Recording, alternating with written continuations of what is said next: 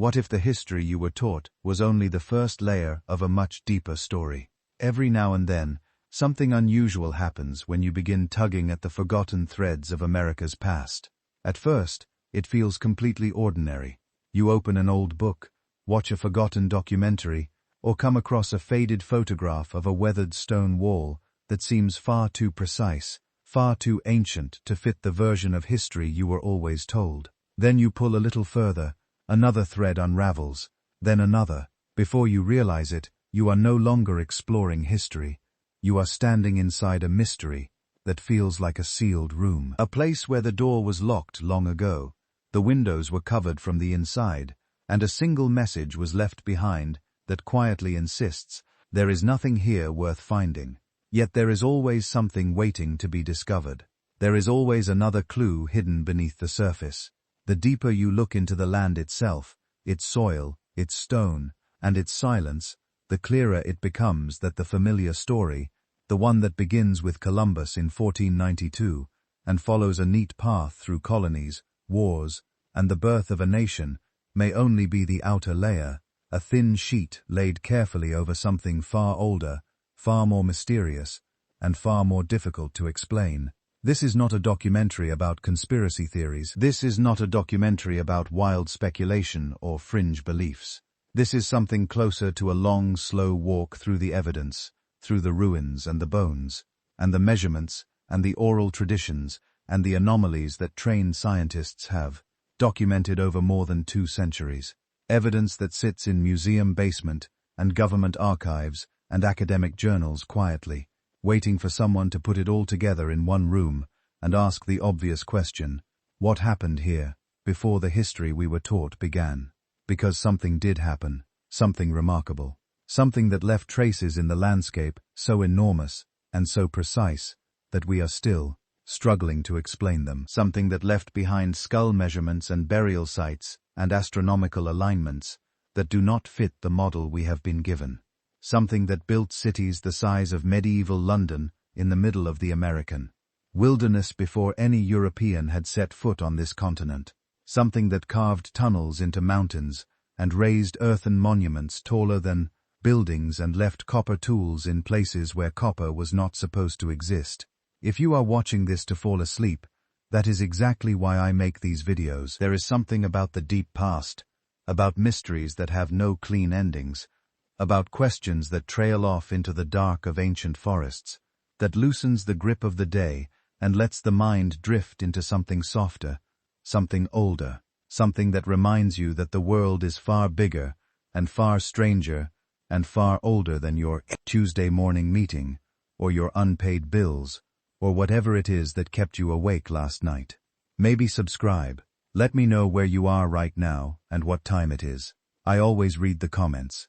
Someone in Texas at 2 o'clock in the morning, someone in the Philippines at sunrise, someone in England in the middle of a rainstorm, all of us drifting together into the same ancient darkness. Let us begin. America is old, older than most people allow themselves to truly feel. We talk about thousands of years, tens of thousands of years, and the numbers move through the mind like water through fingers, leaving almost nothing behind. But try to hold one number for a moment, 22,000 years.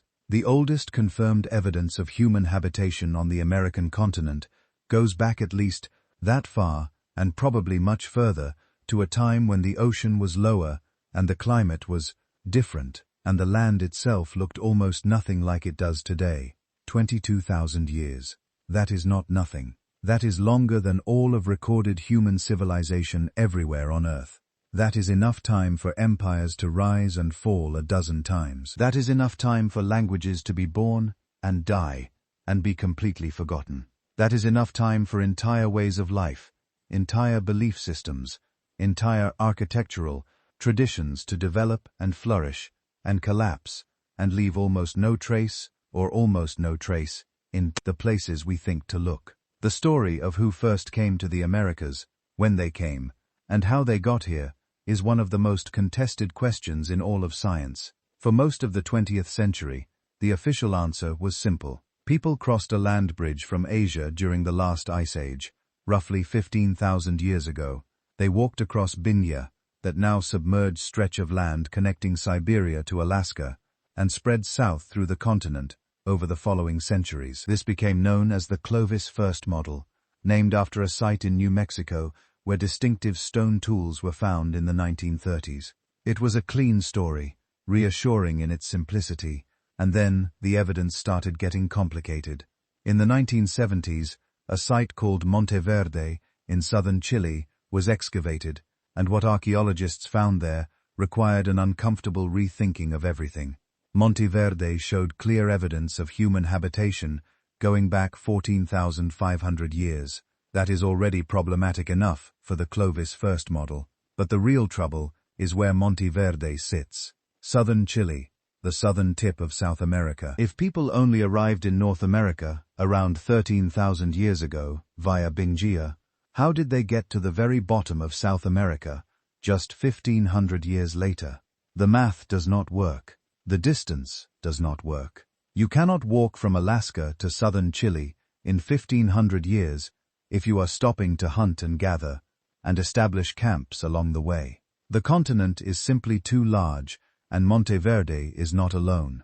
In 2019, researchers working at a site called Chiquihuite Cave in Mexico announced findings that pushed the timeline back to 30,000 years ago. This was not a minor revision. This was a complete overhaul. 30,000 years. We are talking about a time before the supposed land bridge was even fully accessible. A time when the last ice age had not yet reached its maximum extent. A time that rewrites not just when people arrived in the Americas, but fundamentally how.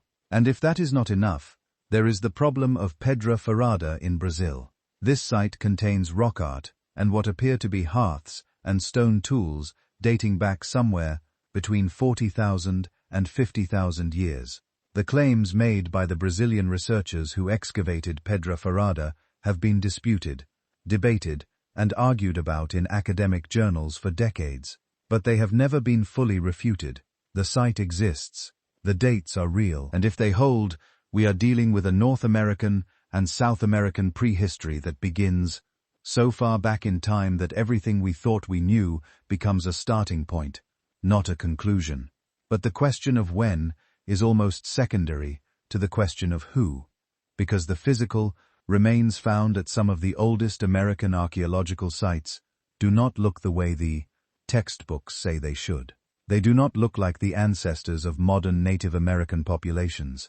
They look like something else entirely. This is where the story gets complicated in ways that are genuinely difficult to sit with, not because the evidence is thin, but because it is substantial and because it points in directions that the mainstream narrative has spent decades trying not to follow.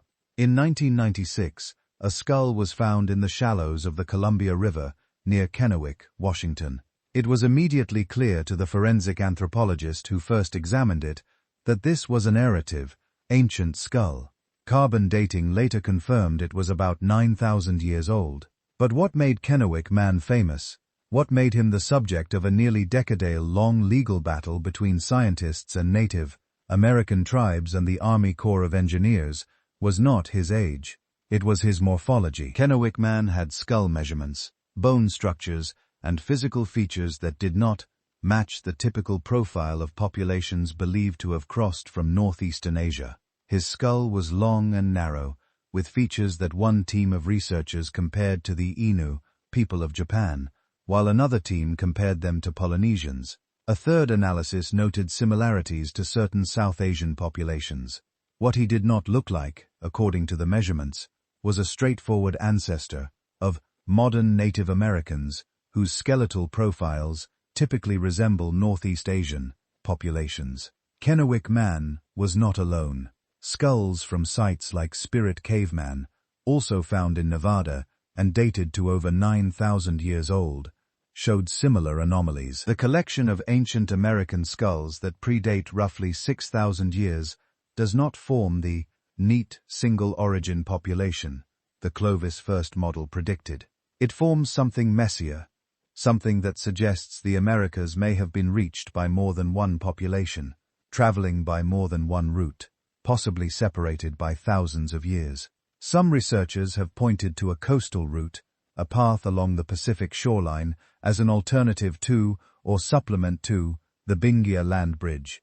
This coastal migration theory holds that ancient peoples could have traveled by watercraft along the Kelp Highway, the productive coastal ecosystem that ran from Japan along the North Pacific Rim and down the western coast of North America. This route would explain how populations arrived so quickly in South America. It would explain the anomalous skull morphology in some ancient remains. It would explain the linguistic and genetic data that points to multiple waves of migration rather than one. And it has one major disadvantage from an archaeological perspective. Most of the coastal sites where evidence of these early travelers might have been found are now underwater. When the Ice Age ended and sea levels rose, they rose more than 100 meters. Every camp, every meaden, every tool scatter along the ancient Pacific shoreline is now sitting beneath the ocean. We are looking for evidence of coastal migration, with most of the evidence already buried under hundreds of feet of water. So what we are left with is a picture of the deep American past that is fragmentary, contested, and stubbornly resistant to simple answers. People were here earlier than we thought. They may have come by more than one route. They may have been more diverse in their physical characteristics than any single migration model can explain. And they left behind over the tens of thousands of years before any European arrived something far more complex than the popular image of Stone Age hunter-gatherers suggests. They left behind cities, ceremonial centers, road systems, astronomical observatories, and earthworks so massive that they dwarf anything built in the Old World during the same period. Let us talk about the mounds. If you drive through the state of Ohio today, you will pass through ordinary American landscape, gas stations and strip malls and farmland, the particular flatness of the Midwest, broken by the occasional rise of a hill. But some of those hills are not hills. Some of them are deliberate constructions, built by human hands, shaped and reshaped over generations, carrying meanings we can only partially recover. The Hopewell tradition, which flourished roughly from 100 CE to 500 CE, left behind an earthwork complex in the area now known as Newark, Ohio, that is almost impossible to describe without sounding like you are exaggerating. The Newark earthworks at their peak covered more than 4 square miles. They consisted of a great circle, an octagon, a series of parallel walls, and a long pathway running toward a smaller circle, all connected in a geometric design so precise that modern surveyors have found alignments with lunar cycles that span nearly 19 years. The octagon at Newark is aligned to the northernmost moonrise on the horizon, an event that only occurs at the peak of the lunar standstill cycle, which happens once every 6 years. To plan and execute an earthwork aligned to an astronomical event that occurs less than twice, which in a human generation requires systematic observation passed down over multiple generations, and a level of institutional memory and engineering sophistication that we do not typically associate with the cultures of ancient North America. The Newark earthworks are now mostly buried under a city and a golf course. The Great Circle is preserved as a state park. The octagon is partially preserved also as a golf course, an irony so painful that archaeologists have been fighting for decades to have it listed as a UNESCO World Heritage Site and return to something closer to its original state. Most visitors who see it today do not fully understand what they are looking at. They see a grassy expanse with some earthen banks. What they are actually seeing is one of the most sophisticated astronomical instruments built by any civilization in the ancient world. But the Newark earthworks are only one node in a network. The Hopewell people built across an enormous geographic range from Kansas to New York, from the Gulf Coast to the Great Lakes. They traded obsidian from Yellowstone, copper from Lake Superior, shells from the Gulf of Mexico, and mica from the Appalachian Mountains. They built a trade network that spanned the entire continent at a time when, according to the conventional picture, North America was home only to small bands of isolated hunter-gatherers with no significant contact between distant regions. This trade network existed. The goods are in the ground. The obsidian from Yellowstone has been found in Hopewell burial mounds in Ohio. The copper from Lake Superior has been found in mounds in Illinois and Missouri. The shells from the Gulf Coast turn up in excavations 1,000 mena from the sea. This is not conjecture. This is archaeology. Whoever the Hopewell people were, they were not isolated. They were connected to each other and to the entire continent in ways we are only beginning to map. And the copper is worth stopping on for a moment. Lake Superior is the surface manifestation of one of the most remarkable geological features in North America. Beneath its shores lies one of the largest deposits of pure native copper anywhere on the Tura planet. Not copper ore that needs to be smelted and refined. Pure, workable, raw copper sitting in the rock, sometimes in pieces so large that ancient people could simply pick them up and begin working them. This copper was mined extensively systematically at a scale that when archaeologists first began to understand its dimensions seemed almost impossible to believe. The old copper complex, as archaeologists now call it, dates back at least 6,000 years and possibly as far as 10,000 years. Thousands of ancient mine pits have been found along the shores of Lake Superior, many of them on Isle Royale, the island wilderness that now forms a national park. The pits are still there, hundreds of them, some up to 20 feet deep, cut into solid rock with stone hammers. Millions of pounds of copper were extracted from these mines over the course of thousands of years, and then around 3,000 years ago, the mining largely stopped. We do not know why. But here is the thing that makes archaeologists genuinely uncomfortable when they try to account for all this copper. The quantities extracted from the Lake Superior mines are vast. By some estimates, at least 500 million pounds of copper were removed from the region over the millennia of ancient mining. And yet, only a small fraction of that copper has been found in North American archaeological sites. The burial mounds, the caches of ancient tools, the trade goods excavated from sites across the continent. They account for some of the copper, but not most of it. Not even close. Where did it go? This question sits at the center of one of the most extraordinary and ignored debates in American archaeology. Some researchers have pointed to the collapse of the Bronze Age civilizations of the Old World around 1200 BCE is a possible answer. The Bronze Age, which flourished across the Mediterranean, the Middle East, and parts of Europe, required enormous quantities of copper. Bronze is an alloy of copper and tin, and while tin was available in parts of Europe, copper was far less abundant. Ancient copper mines in Cyprus and Sardinia and other Mediterranean regions could not account for the quantities needed to support Bronze Age civilization at its peak. And then around 1200 BCE, something catastrophic happened. Civilizations collapsed. Trade routes broke down.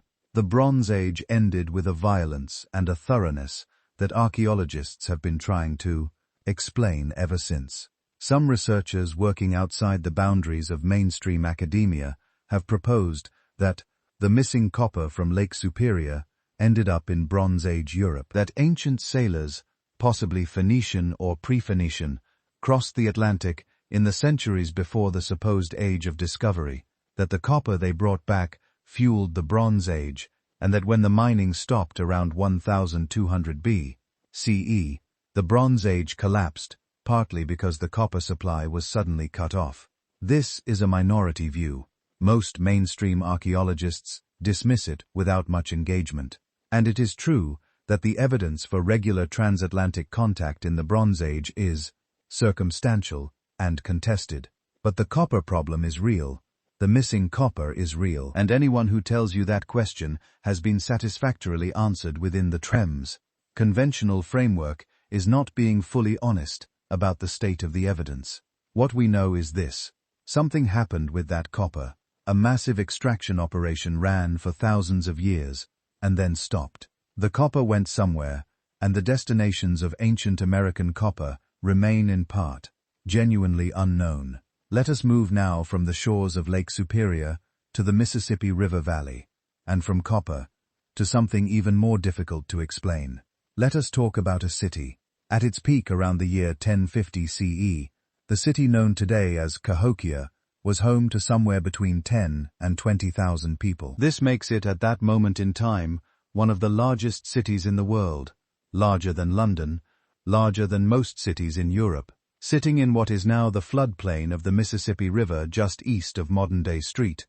Louis, Cahokia was a major urban center, a political and ceremonial capital, a hub of trade and production and ritual, built by a people whose descendants are still debated, and whose collapse, around 1300 CE, is still not fully understood. The central monument of Cahokia is Monk's Mound, a flat-topped urn pyramid that covers 14 acres at its base and rises to a height of about 100 feet. It is the largest pre-Columbian structure north of Mexico, and it was built entirely by hand. The builders had no metal tools, no draft animals, no wheels.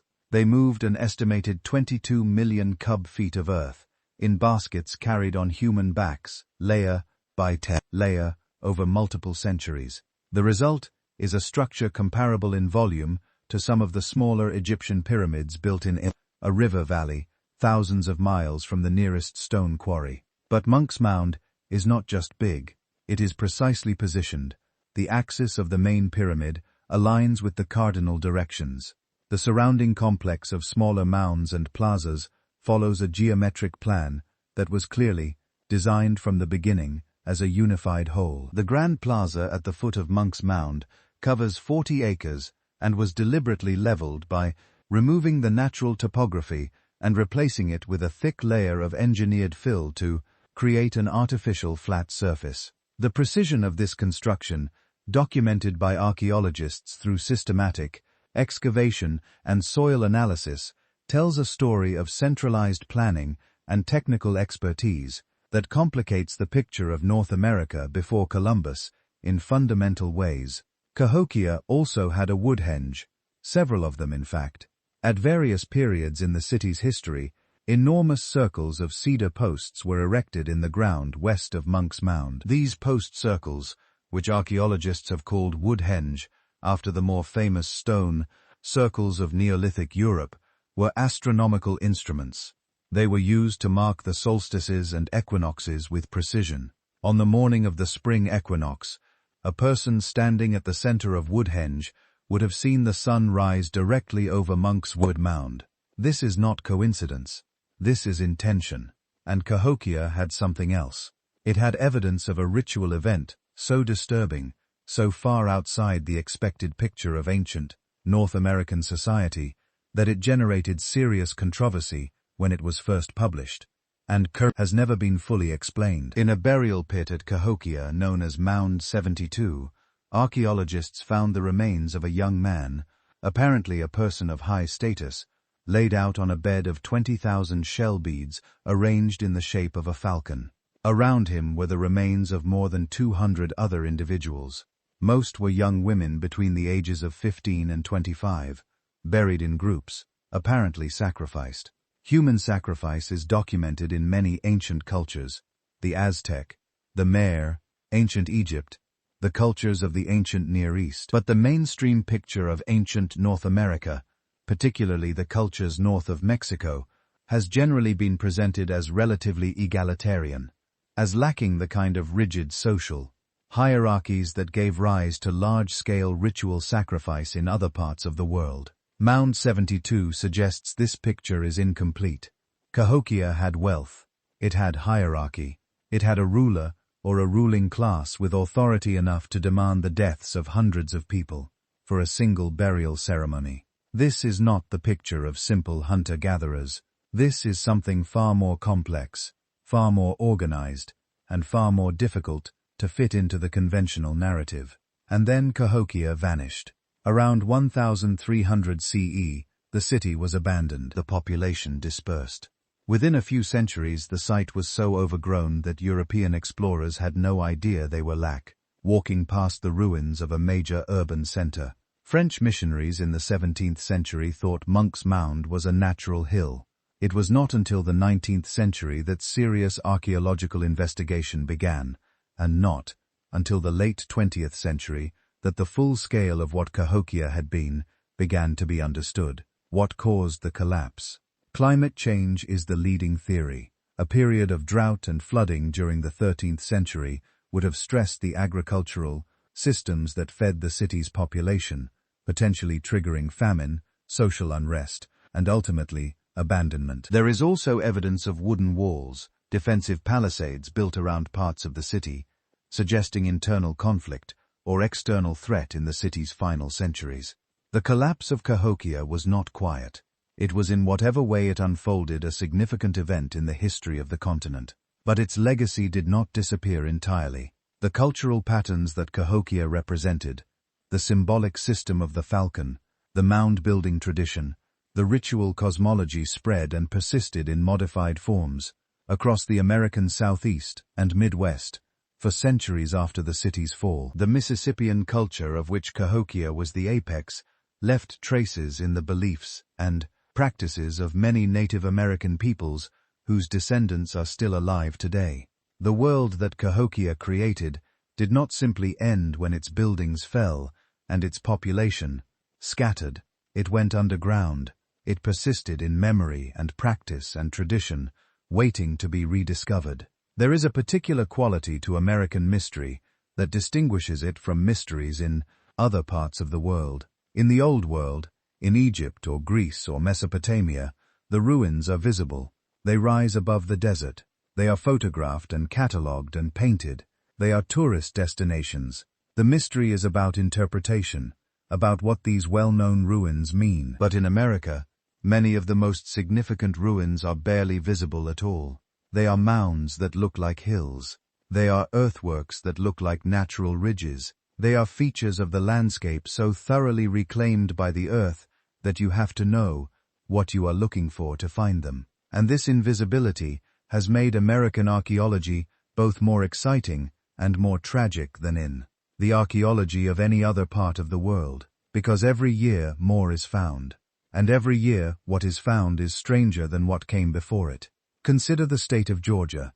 If you were to fly over the northern Georgia mountains in a light plane with the right eyes and the right conditions, you might notice something unusual about certain hilltops. Walls, stone walls running along the crests of ridges, encircling summits, connecting peaks in patterns that clearly reflect deliberate human design. These walls are not from the colonial period. They are not from the 19th century. They predate any known European settlement in the region by an unknown but substantial margin. They are called generically the Georgia Mountain Stone Walls, and they have been the subject of decades of low-level scholarly dispute and popular fascination without ever quite breaking into the mainstream of American archaeological attention. Some of these walls run for miles. Some enclose areas of dozens of acres. The construction requires enormous amounts of labor and a degree of planning that suggests a society far more organized than the small bands of foragers that the conventional model posits for the pre-Columbian Southeast. Some researchers have tried to fit these walls into the context of later Mississippian or woodland period cultures.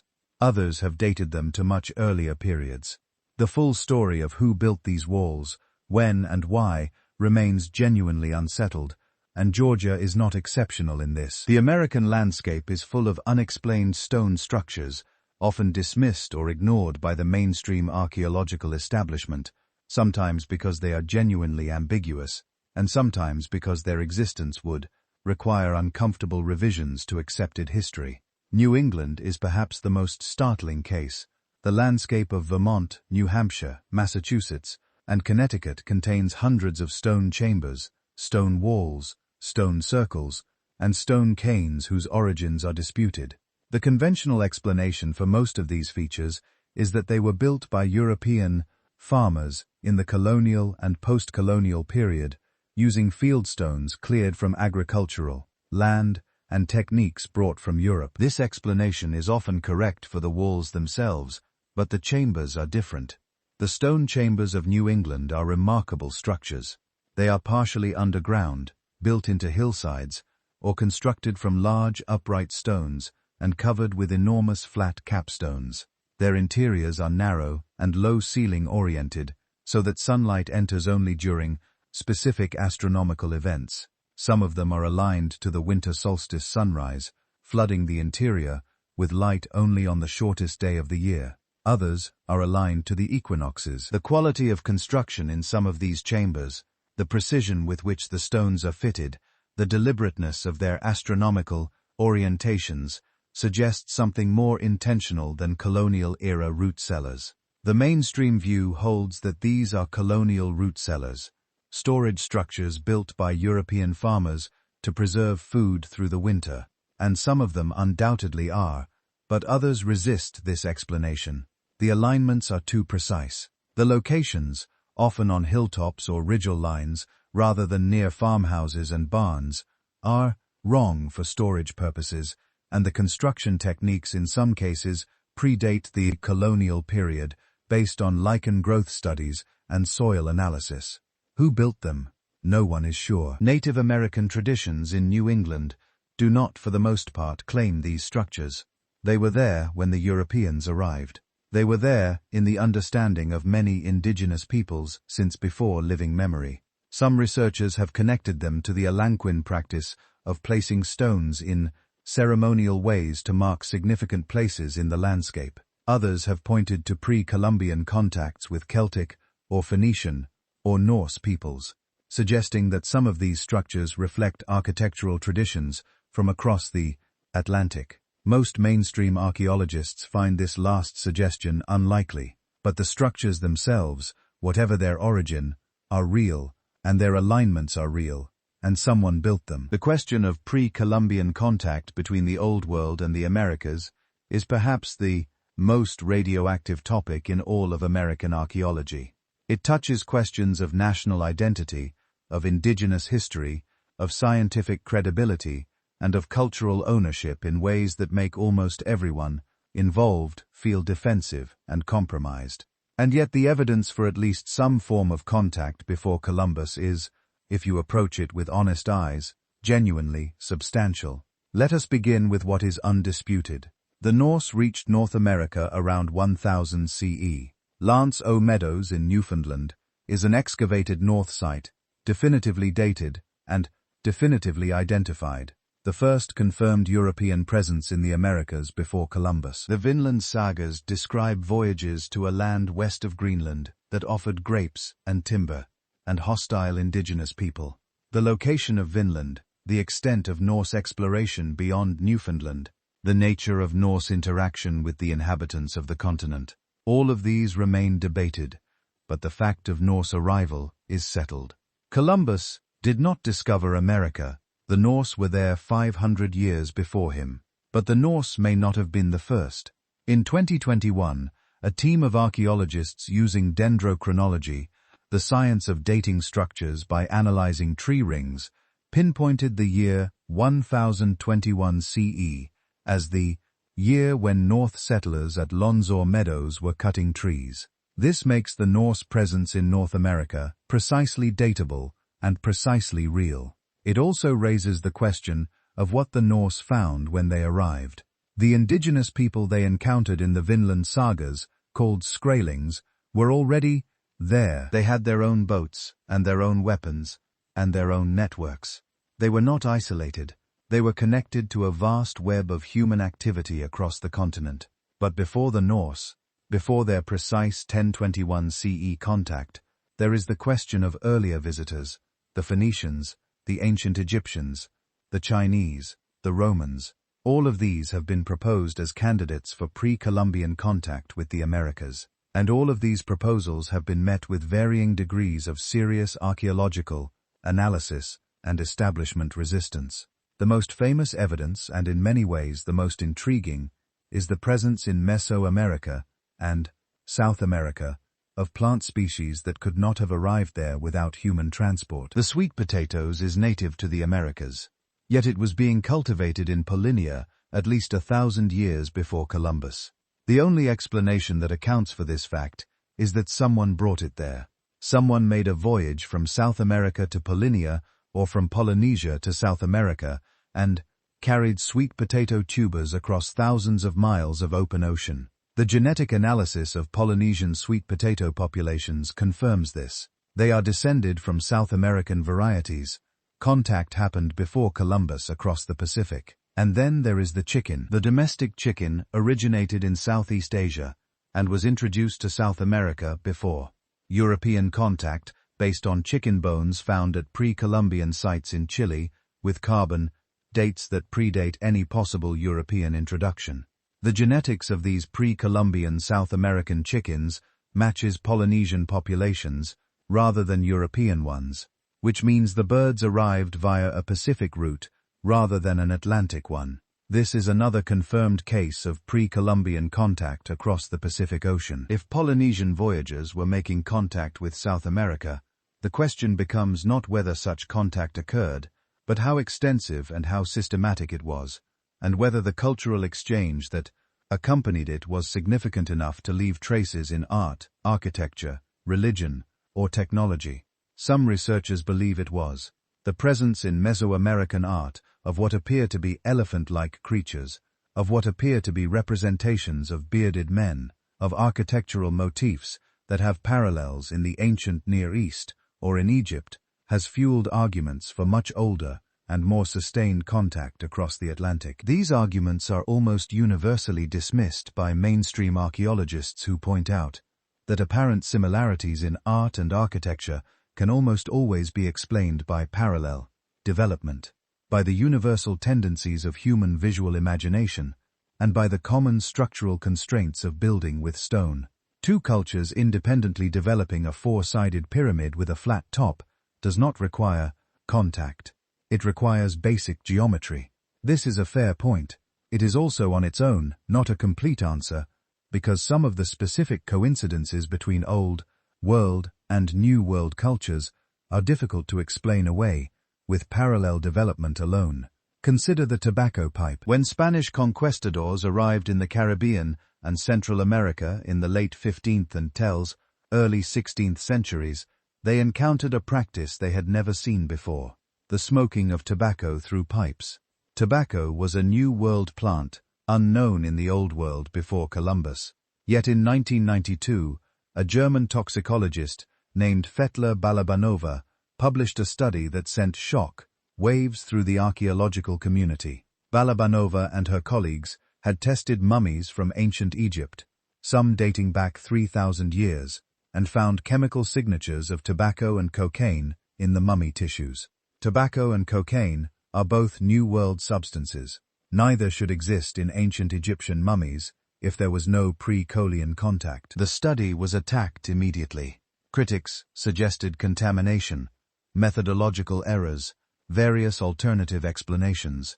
Balabanova repeated and refined the analysis. The results held. Other researchers tested other mummies and found similar results. The tobacco signature is particularly difficult to explain away as contamination because it shows up in internal organ tissue in a pattern consistent with habitual use over a lifetime, not surface contamination. What does this mean? It means either that the standard model of pre-Columbian isolation between the Old World and the New World is wrong in ways we have not yet fully reckoned with, or that there is some other explanation for the presence of New World plant derivatives in ancient Egyptian mummies that no one has yet identified. This is not a minor footnote. If Egyptian mummies contain tobacco and cocaine residue, someone was moving goods between Egypt and the Americas more than 3,000 years ago. That would rewrite history. The mainstream response has been to ignore this evidence rather than to refute it definitively. It does not appear in standard textbooks. It is not the subject of major follow-up research funded by leading institutions. It sits in the literature documented and unrebuted, waiting for someone to take it seriously enough to either confirm or conclusively disprove it. This is a pattern you encounter over and over again when you start digging into American prehistory. Evidence that does not fit. Evidence that is documented and real and scientifically measured. Evidence that is then quietly sidelined, not because it has been disproven, but because it is too inconvenient, because it asks too much of the existing model, because the implications are too large and too disruptive to absorb without a fundamental rethinking of everything we thought we knew. There is a valley in the American Southwest where the silence has a weight to it that you can feel. before you understand it. The canyon walls rise hundreds of feet on either side, pale and striated in the afternoon light, and the sky above is so blue it looks painted. This is Chico Canyon, in what is now northwestern New Mexico, and it was 1,000 years ago the center of the largest civilization north of Mexico. A civilization that built structures so precisely aligned with the heavens that they continue to astonish engineers and astronomers who study them today. Chico Canyon was occupied and developed by the people archaeologists call the ancestral Puebloans, also known as the Anadzi, a Navajo word whose precise translation is disputed, but is sometimes rendered as ancient ones. They were not mystery people, they were not aliens.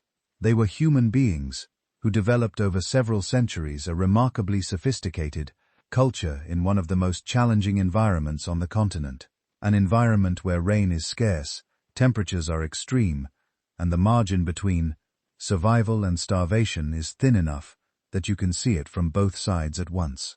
What they built in Chico Canyon between roughly 850 and 1150 CE is staggering. The great houses, as archaeologists call them, are not houses in any domestic sense. They are massive, multi-storied apartment-like structures, built from precisely shaped sandstone blocks and wooden beams, dragged from forests dozens of miles away.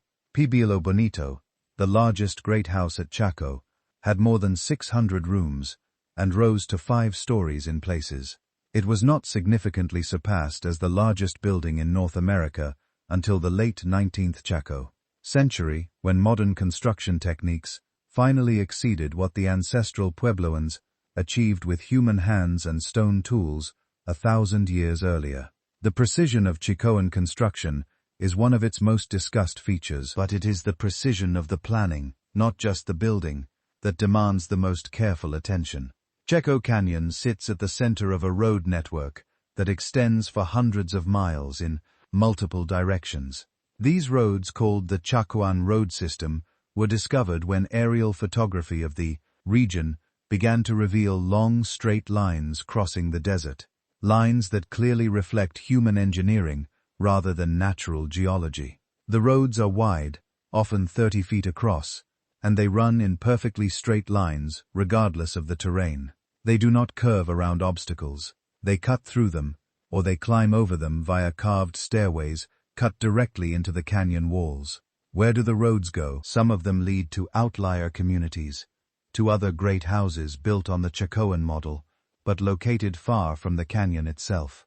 The road system connects Chaco to a network of related sites spread across an enormous territory. The spacing between these outlier communities is remarkably consistent, suggesting that the entire network was planned from the beginning with a coherent spatial logic. Some researchers have described the Chacoan road system as a kind of sacred geography, a physical inscription of a cosmological worldview onto the landscape itself. Others see in it an economic and political infrastructure, a system for moving goods and people and power across a large territory. Both interpretations are probably partially correct. The roads also in many cases extend beyond any identified destination. They go out into the desert and then simply stop, or they continue to places where there is no evidence of any community. These sections of road without a visible destination have puzzled archaeologists for decades.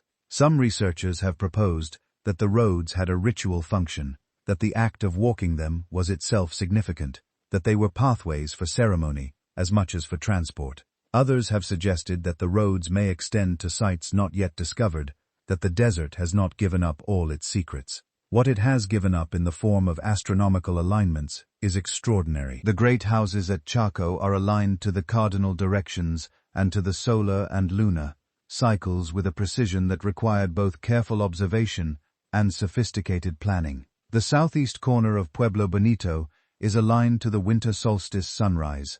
The main axis of several of the great houses tracks the summer solstice. A spiral petroglyph carved into a rock face on Fajardo, but a prominent melef within the canyon, serves as a solar calendar. At the solstices and equinoxes, daggers of light, created by rock slabs positioned in front of the spiral, pass through the design in specific and obviously intentional ways. The astronomical knowledge embedded in Choco is not accidental. It is not the product of chance alignment. It is the result of systematic observation, passed down through generations, encoded in stone, and expressed in a built environment designed to harmonize with the movements of celestial bodies. The people who built Chaco understood their position in the cosmos in a precise and technical way. They knew when things would happen in the sky before they happened, and they arranged their world to mark those moments. This is not primitive. This is sophisticated. This is the product of a civilization with deep roots in observation, memory, and the application of knowledge across generations. And yet, Checo too was abandoned. Around 1150 CE, the canyon was largely depopulated. The great houses were left empty, the roads fell quiet. The extraordinary civilization that had created one of the most remarkable architectural achievements in the ancient world simply dissolved, dispersed, moved on. The descendants of the Chowan people are widely believed to be the modern Pueblo peoples of the American Southwest, the Hopi, the Zuri, the people of Acoma, and other communities who carry within their traditions and their architecture and their cosmological understanding the inheritance of what Chico was. They did not vanish, they transformed. But what they left behind in that canyon, the massive silent stones, the empty rooms, the perfectly aligned walls, belongs to a world that no longer exists in any form we can directly touch. Why did they leave? The standard answer is drought. The 12th century was a period of sustained aridity in the American Southwest, a fact documented in tree ring records that provide a remarkably precise picture of year-by-year rainfall over the past 2,000 years. The droughts that struck the Chowan system were severe and sustained, and the agricultural systems that fed the great houses would have been stretched to breaking point under such conditions. Environmental stress is almost certainly part of the story, but drought alone does not explain everything. There is evidence at some Chacoan sites of violence, of burned structures, of hasty abandonment. There is evidence that the social system that held the Chicoan world together was itself under strain, that the hierarchy that had organized the labor and the trade and the ritual was experiencing challenges that no rain could have caused. The collapse of Chaco, like the collapse of Cahokia, was likely a convergence of factors, environmental and social, building on each other until the whole system became unmanageable. The specific weight of each factor, the precise sequence of events, remains an active area of research and debate. What we know is that they left, and what they left tells us more about who they were than any written text could. Move east from Choco, across the Great Plains, and eventually you reach another set of mysteries. The effigy mounds of the Midwest, the great animal-shaped earthworks built by peoples who lived along the Mississippi River and its tributaries in the centuries before and after the Common Era. Ohio's Serpent Mound is perhaps the most famous, a quarter-mile-long earthwork in the shape of a serpent, its body coiling across a ridge in Adams County, its open mouth aimed at the summer solstice sunset. The serpent is believed to represent a cosmic or spiritual entity of enormous significance in the belief system of its builders. The head of the serpent aligns with the summer solstice sunset. The coils of the body track other celestial events. The entire structure is both a work of art and an astronomical instrument embedded in the landscape. Who built Serpent Mound? This is contested. The earliest excavations attributed it to the Adena culture, which flourished in the Ohio Valley from roughly 1000 BCE to 100 CE. More recent research has suggested the Hopewell or Fort ancient cultures, dating to later periods. Still, other analysis points to multiple phases of construction, suggesting that the mound was built, modified, and rebuilt by successive cultures over a long period. Whatever its exact origins, Serpent Mound has been a significant feature of the Ohio landscape for at least 1,500 years, and possibly much longer. The effigy mound tradition reaches its most spectacular expression in Wisconsin, where hundreds of earthen animals, birds, bears, and human figures dot the landscape of the southern part of the state. These effigy mounds are smaller than the great works of the Hopewell or Mississippian traditions, more intimate in scale, but no less remarkable in their conception. They represent a cosmological vision of the world as populated by animal spirits, a view of the landscape as a living spiritual entity rather than merely a physical environment. The mounds were not primarily burial sites, although some do contain burials. They were, it appears, markers of territory and cosmology, a way of inscribing meaning onto the landscape. The people who built the Wisconsin effigy mounds are believed to be ancestral to the historic Siouan and Algonquian peoples of the region, though the specific connections remain debated. What is clear is that the tradition of building animal-shaped mounds, of using the earth itself as a medium for spiritual expression, was widespread across much of North America during the millennium before European contact, and that it produced works of extraordinary scale and sophistication. One of the most persistent and most uncomfortable questions in American archaeology involves the human skull, not figuratively, literally. The measurement and morphological analysis of ancient American skulls has been, for most of the 20th century, a politically charged and scientifically fraught enterprise, one where the desire for a clean, unified story about human origins has sometimes conflicted with what the bones themselves seem to be saying. We have already discussed Kennewick Man and the complications his skull measurements introduced into the standard Clover First model, but Kennewick Man is not the only anomalous ancient American skull. He is part of a pattern that extends across the continent and backward through time in ways that have not been satisfactorily resolved. In the Lagoa Santa region of Brazil, a collection of ancient human skulls, dating back more than 10,000 years, has been studied by physical anthropologists since the 19th century. The Lagoa Santa skulls, like Kennewick Man, show a morphological pattern that does not match the typical profile of populations with recent Northeast Asian ancestry. They are long and narrow, with features that some researchers have compared to Australian, Aboriginal populations, or to some African groups. This has led to the hypothesis, controversial but not dismissed, that the Americas may have been reached by multiple populations following different routes, and that the earliest inhabitants may have been partially or largely replaced by later, arriving groups carrying the genetic profile more typical of modern Native Americans. This hypothesis, sometimes called the Paleo-American hypothesis, remains genuinely debated. Recent ancient DNA analysis has complicated it. The DNA extracted from the Lagoa Santa individuals shows a genetic signature closer to modern Native Americans than to Australian Aborigines, which has led some researchers to conclude that the morphological similarities are misleading. That skull shape is not as reliable a guide to genetic ancestry as once believed.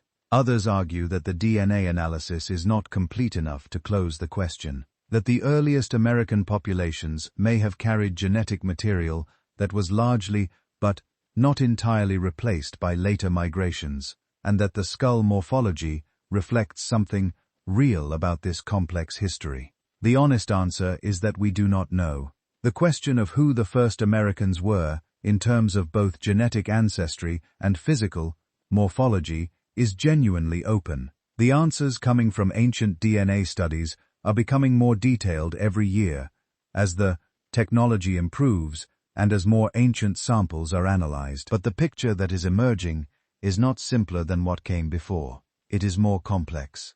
Multiple waves of migration, multiple genetic populations, contributing to the modern Native American gene pool. The Americas in their prehistory were not a blank canvas awaiting a single founding population. They were the destination of repeated complex migrations across thousands of years. And woven through all of this, connecting the mounds and the skulls and the copper and the stone chambers, is the question of oral tradition. Indigenous peoples across North America have maintained oral traditions about their history that stretch back far further than the few centuries before European contact that conventional archaeology typically focuses on. These traditions speak of migrations and catastrophes, and ancestors who came from great distances. They speak of advanced civilizations that rose and fell before the present order of things. They speak sometimes of peoples who were there before the current inhabitants, people who built things and knew things, and then were gone. The dismissal of oral tradition as a reliable historical source is one of the most significant intellectual failures of Western scholarship in the Americas. The assumption that memory without writing is unreliable memory has been repeatedly challenged by cases where indigenous oral traditions turned out to preserve accurate information about events thousands of years in the past. The oral traditions of Aboriginal Australians, for example, have been shown in multiple cases to preserve accurate memories of sea level changes and geological events that occurred more than 10,000 years ago. There is no obvious reason why Native American oral traditions should be less accurate than Australian ones, and considerable reason to think that some of them preserve genuine historical information about the deep past of the continent. One of the most striking examples involves the Osage people and their traditions about ancient earthworks in the Ozark region of Missouri and Arkansas. Osage oral tradition describes a time when the Osage lived in a land with great mounds and ceremonial centers, and speaks of older peoples who occupied the region before them. When archaeologists began systematically investigating the Ozarks in the 20th century, they found evidence of exactly this. Ancient ceremonial sites, stone structures, and earthworks predating any known historic Native American culture in the region. The Osage tradition was not metaphor or legend.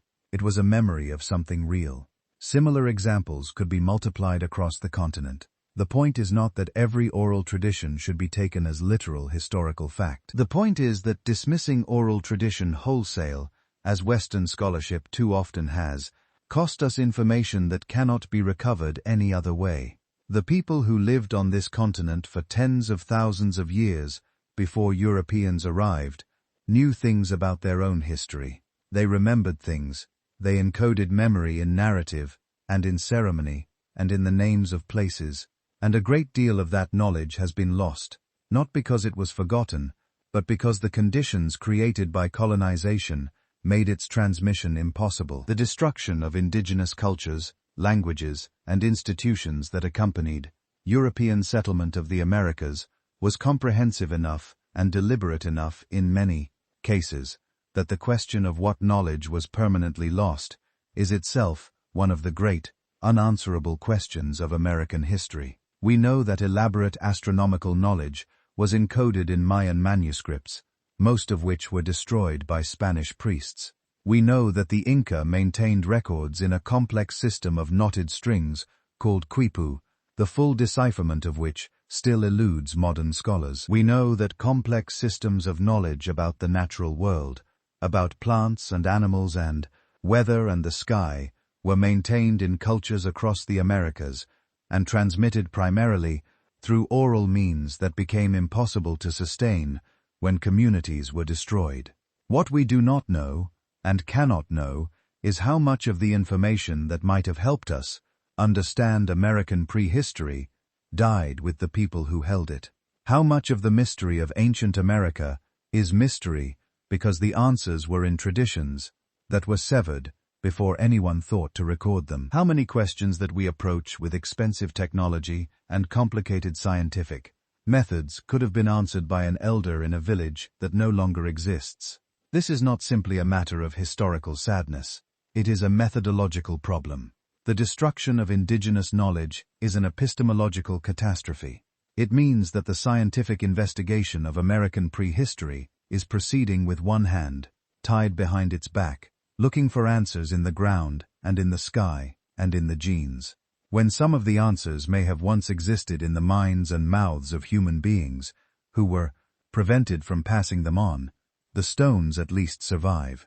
Let us look more closely at some of them. In the state of Minnesota, there is a runstone, or there is a rock with marks on it, depending on whom you ask. In 1898, a Swedish immigrant farmer named Olaf Oman claimed to have dug it up entangled in the roots of a popular tree on his farm near the town of Kensington. The stone bears an inscription in runic characters, the alphabet used by medieval Scandinavians, that describes an expedition of Norsemen who traveled through the region in 1362.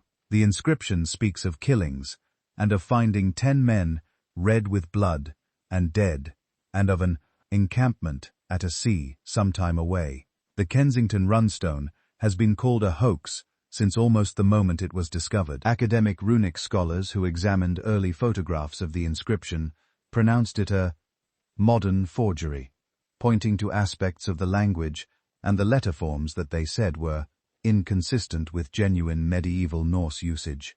The stone was rejected by the Smithsonian and by the archaeological establishment, and for most of the 20th century it sat in relative obscurity, displayed in a local museum, widely regarded as an embarrassment rather than an artifact.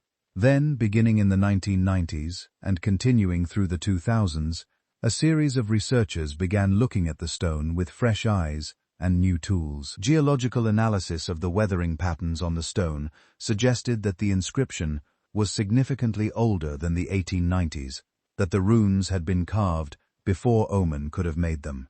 Linguistic analysis by some researchers found that the language of the inscription, while unusual, was not impossible for a 14th-century Norse speaker. Studies of the specific dialect and grammatical forms used in the inscription suggested a connection to 14th-century Gotlandic Swedish rather than to any modern Scandinavian language, which argues against a 19th-century forgery by a Swedish immigrant. The debate about the Kensington runestone continues. It has not been definitively proven genuine, and it has not been definitively proven a hoax. It sits in that uncomfortable space where the evidence is ambiguous enough that reasonable scholars can disagree, where the implications of authenticity are large enough that many prefer the comfort of dismissal. If the Kensington runestone is genuine, it documents Norse exploration of the North American interior 2 centuries before Columbus, a voyage that would require a journey from Hudson Bay or another northern coastal point deep into what is now the American Midwest. It would require the Norse to have known about the continent's interior river systems, to have navigated them, and to have penetrated to a point not reached by recorded European exploration until the 18th century. That is a large implication, large enough that the default position of the academic establishment has been, and continues to be, skepticism so strong it is functionally indistinguishable from close-mindedness. Perhaps the stone is a hoax, perhaps it is genuine. What is certain is that the question has not been answered honestly and completely, and that the answering of it has been impeded by the very strength of the cultural investment in the conventional narrative. The Norse presence in North America is confirmed. The extent of that presence is not. The evidence suggests it was larger than the single site at Lonsor Meadows, but the full picture remains to be drawn. It is possible, and some researchers believe likely, that Norse voyagers explored significant portions of the eastern seaboard and the interior river systems of North America before the trail of their presence goes cold in the historical and archaeological record. What they encountered, what they traded, what they brought back, and what they left behind, in physical traces and in cultural influence, are questions that remain open. These are not trivial questions. Every time we find evidence of a contact we did not know about, every time a date gets pushed back, or a morphological analysis produces an unexpected result, or a genetic study reveals a migration we did not predict, the story of America becomes larger and stranger and more complex. And the story we were told, the reassuring story of discovery and settlement and progress, shrinks a little, becomes a little less like history and a little more like myth. There are walls in Peru that no engineer has satisfactorily explained. The site of Sacsayhuaman above the city of Cusco contains stones so large, fitted together so precisely, that even with modern cranes and laser-guided tools, it would be extraordinarily difficult to replicate the construction. Single stones at Sacsayhuaman weigh more than 100 tons. They fit together without mortar, without any gap between them, in joints so tight that not even a sheet of paper can be slipped between the surfaces. They were not smoothed by machine. They were shaped by human hands with stone and bronze tools, fitted by trial and adjustment, seated with a precision that modern masons describe as almost impossible to achieve with any tools at all. Sax woman is in South America, not North America, but the mystery it represents extends across the hemisphere. The civilizations of the Americas, not just the Maya and the Inca and the Aztec, but the civilizations of North America as well, achieved levels of engineering, astronomical knowledge, and social organization that our standard models of pre-Columbian development do not adequately account for. We speak of these cultures as hunter-gatherers who developed agriculture and then over a few thousand years produced complex societies. But the complexity of what they produced, the precision of their constructions, the sophistication of their astronomical knowledge, suggests a trajectory of development that was longer, deeper, and more connected than we have generally assumed. Let us look at astronomy. The Maya are famous for their calendar systems, their knowledge of celestial mechanics, their ability to predict eclipses centuries in advance. Less well known is the astronomical sophistication of North American cultures. We have already discussed the alignments at Cahokia, Chaco, and Newark, but the evidence extends much further. In Wyoming, there is a medicine wheel on the summit of Medicine Mountain in the Big Horn Range. This stone circle, made from cans connected by stone lines radiating from a central hub, sits at an elevation of nearly 10,000 feet in a location accessible only during the brief summer months. The medicine wheel is aligned in ways that mark the summer solstice sunrise and sunset, and the rising points of several bright stars that appeared on the horizon just before the summer V. And the alignments were identified by the astronomer John Eddy in the 1970s, and they are real alignments, not the result of chance or wishful pattern recognition. The wheel was designed, at least in part, as an astronomical instrument. Radiocarbon dating and other analyses suggest the Bighorn medicine wheel is at least several hundred years old, with some evidence pointing to origins more than 1,000 years in the past. Who built it? The answer is uncertain. Several plains cultures have traditions associated with medicine wheels, and oral traditions of some tribes suggest they predate any living memory. Some accounts describe the medicine wheels as made by people who are gone, by ancestors so ancient that their specific identity has been lost, leaving only the stones and a sense of their significance. There are medicine wheels across the northern plains, more than 70 identified stone circles with varying degrees of alignment and archaeological documentation. They form a pattern, a tradition that crosses many cultural and linguistic boundaries, and suggests a shared body of astronomical knowledge transmitted across cultures over a very long period. This kind of cross-cultural transmission of precise astronomical knowledge does not happen spontaneously. It happens through sustained contact, through shared ceremonial practices, through the maintenance of traditions across generations and across the distances between communities. It implies a level of connectivity and communication across the pre-Columbian North American world that the standard picture of isolated regional cultures does not adequately capture. Now, let us go underground. There are caves in America that have not been fully explored. Some of them have not been entered in living memory. The cave systems of the American Southeast, the Ozarks, the Appalachian extend for miles beneath the surface, and they have been used by human beings for thousands of years. Some of the oldest art in North America is in caves. Pictographs painted on cave walls in Tennessee and Missouri and Arkansas date back thousands of years and depict complex symbolic imagery that archaeologists are still working to understand. Handprints, animals, geometric designs, human figures in unusual poses, sometimes apparently engaged in ceremonial activity, but there are also caves that contain something more literally remarkable. In the 1930s and 1940s, during the building of the New Deal infrastructure projects and the exploration of previously remote areas made accessible by new roads and survey technology, a series of discoveries were made in caves and rock shelters across the American West and Southeast that generated enormous controversy and have never been fully resolved.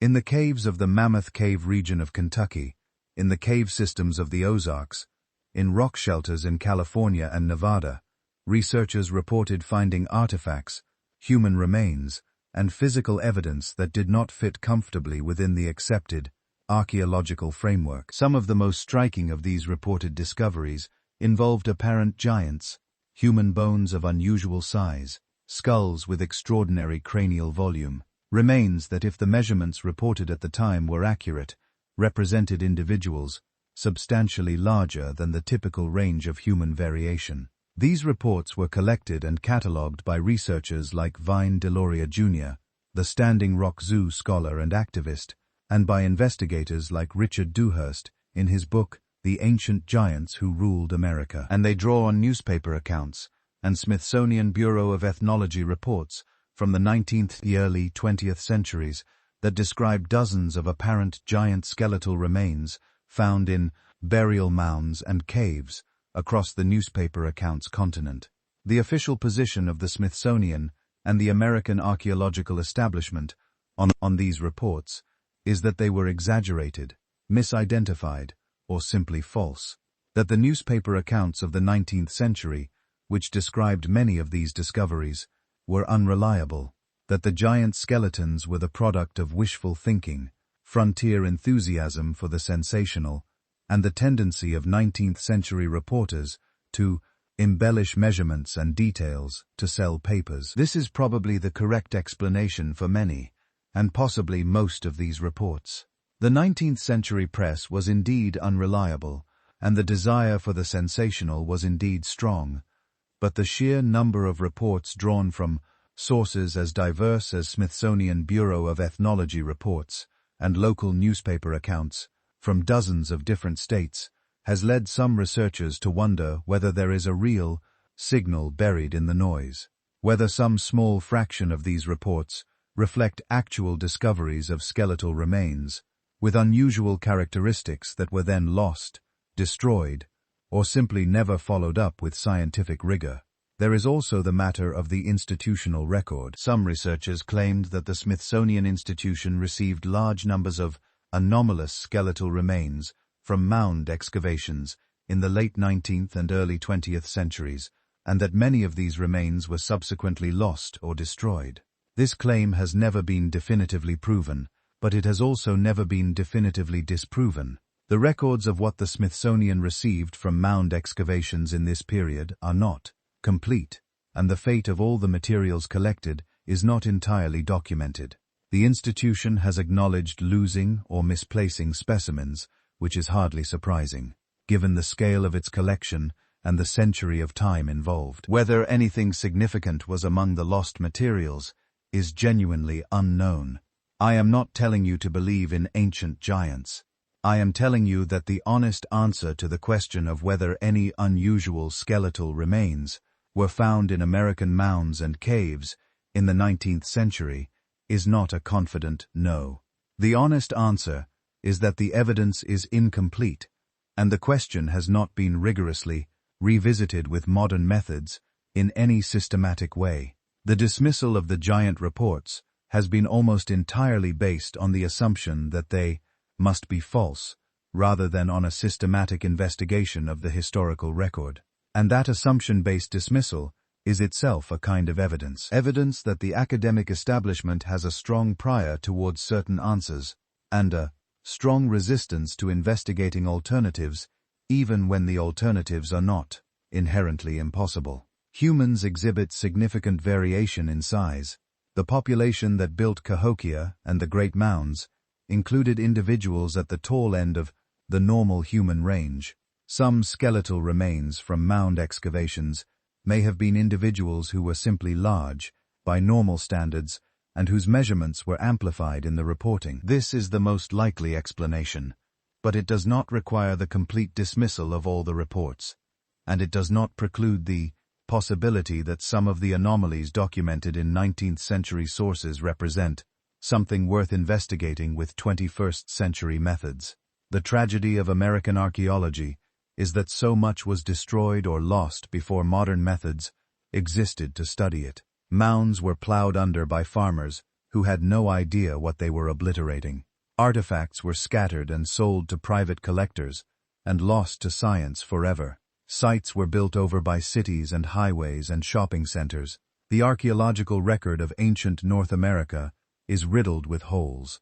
And those holes are not random. They are the direct result of a culture that for most of its history did not recognize the value of what lay beneath its feet. In the last half-century, things have improved. The passage of the Native American Graves Protection and Repatriation Act in 1990 created new protections for indigenous burial sites and new requirements for consultation with tribal communities about the disposition of human creations remains.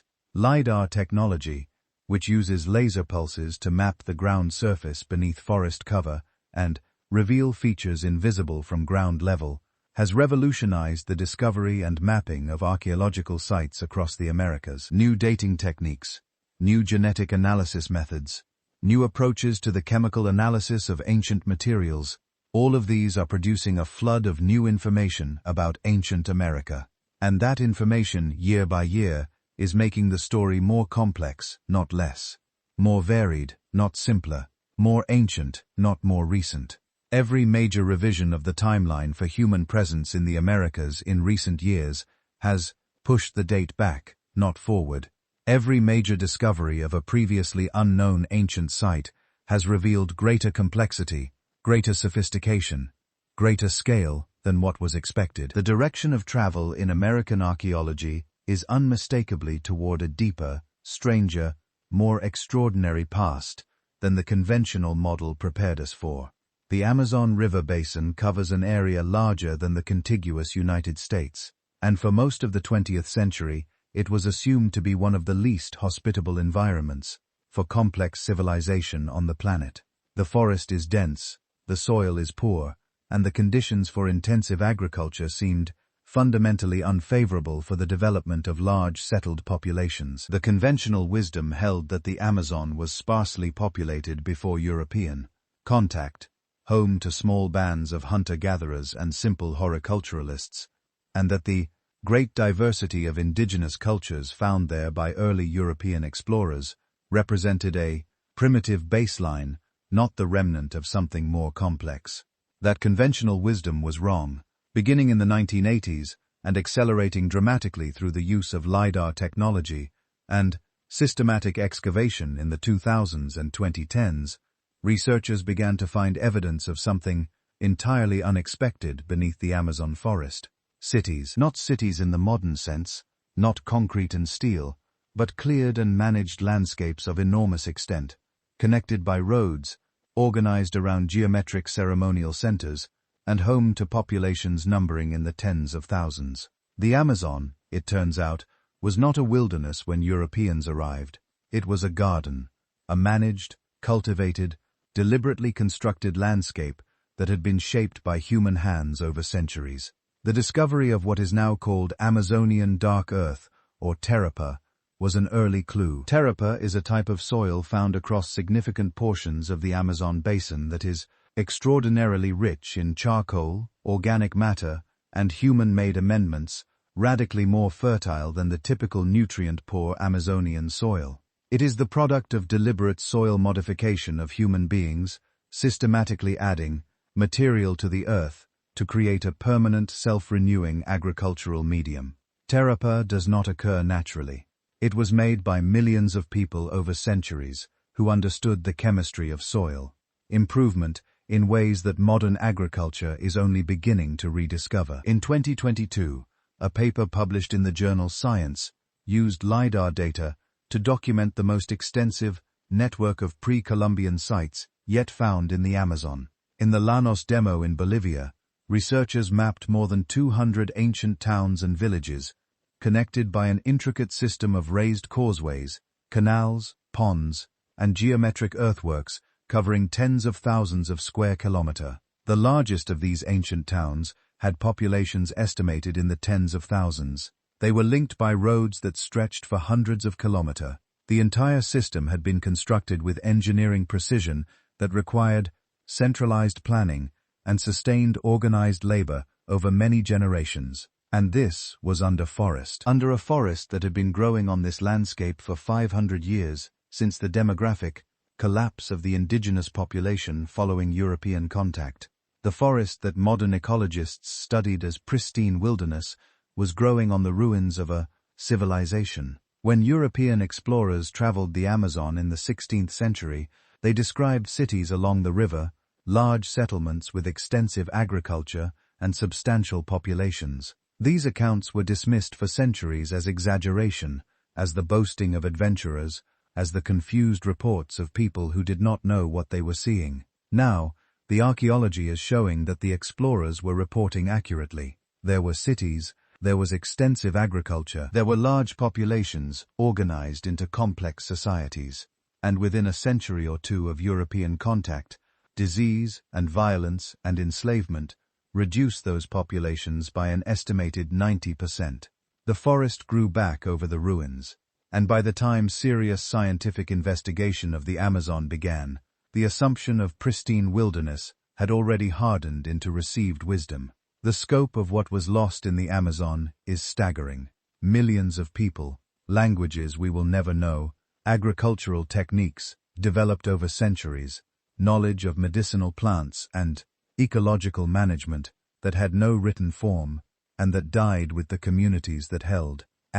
The Amazon is perhaps the most dramatic case, but it is not unique. Similar stories played out across the Americas in the century after European contact.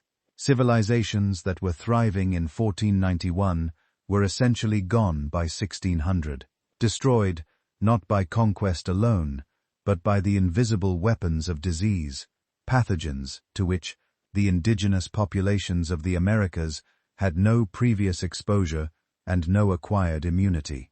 The scale of indigenous population collapse after European contact is one of the most consequential demographic events in human history, and it is still not fully reckoned with in the popular understanding of American history. The estimates of pre-Columbian population in the Americas have ranged widely from a few million to more than 100 million, and the debate about these numbers is itself a politically charged one. Higher estimates suggest a more populous, more developed, more complex pre-Columbian world, which implies a more catastrophic colonial destruction. Lower estimates suggest a sparer, simpler world, which implies a less devastating impact. The truth appears to be closer to the higher end of the range. One estimate developed by the historian Charles Mann in his influential book 1491 suggests that the Americas may have been home to something like 90 million people at the time of Columbus,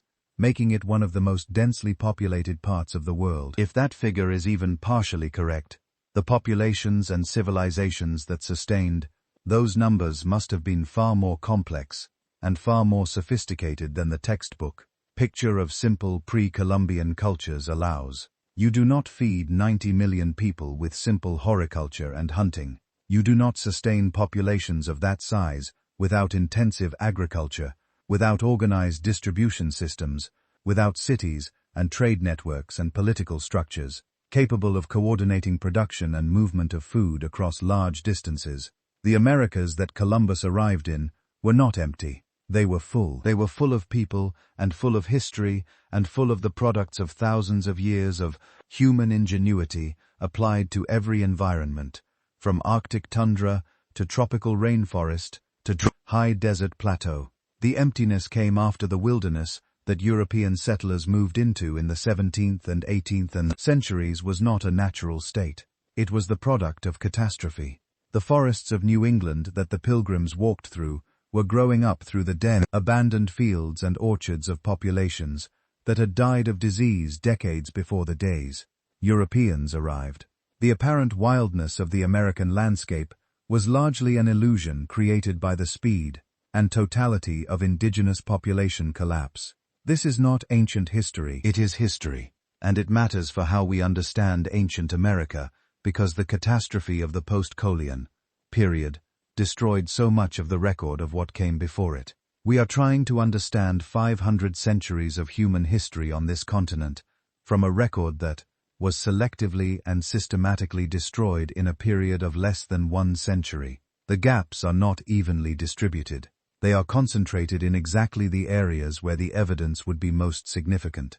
Let us now consider something that looks on the surface like a detail, but is actually one of the more extraordinary puzzles in American archaeology. The presence of ancient DNA. Genetic studies of ancient American populations have produced a series of surprises that are reshaping our understanding of how the Americas were settled, and by whom.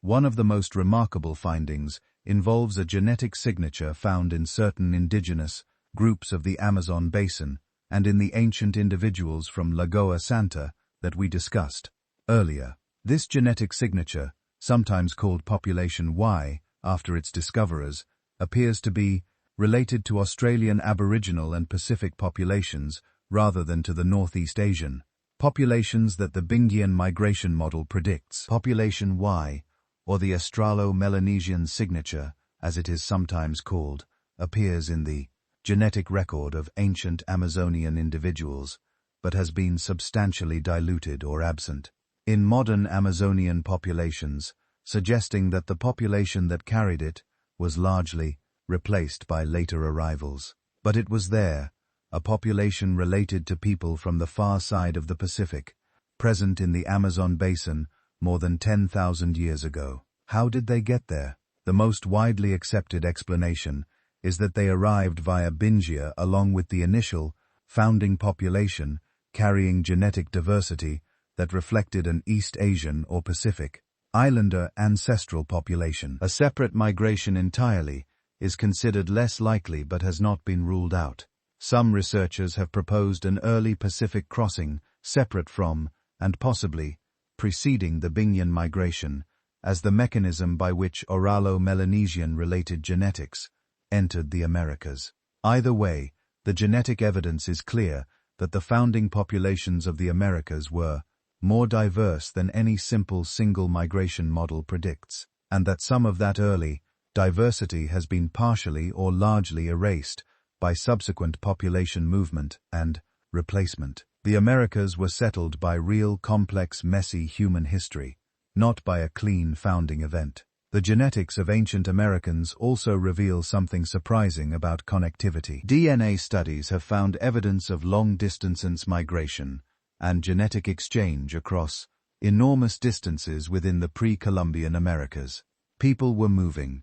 People were in contact across what we think of as vast wilderness. The genetic evidence of connectivity of gene flow between populations separated by 1,000 miles or more is consistent with the archaeological evidence of long-distance trade into copper and obsidian and shell and mica. This was not a continent of isolated communities. It was a continent of connected ones. The question is, how connected and how organized, and whether the connections were sustained enough and systematic enough to constitute something like a continental network, a web of communication and exchange that linked diverse cultures across enormous distances and created a kind of shared cultural space, however loosely defined, that we would recognize as a civilization if we saw it somewhere else in the world. There is a road in the Atacama Desert of northern Chile that is visible from satellite. It runs arrow straight across the desert floor, connecting two ancient sites, separated by more than 100 miles. It is not a road anyone uses today. It is not a road anyone used in the colonial period. It is a pre-Columbian road, and it is so straight that it had to have been planned with something other than sighting from the ground alone in a landscape with no prominent landmarks. Maintaining a straight line over 100 miles requires either extraordinary surveying skill or a method of alignment that goes above the ground level.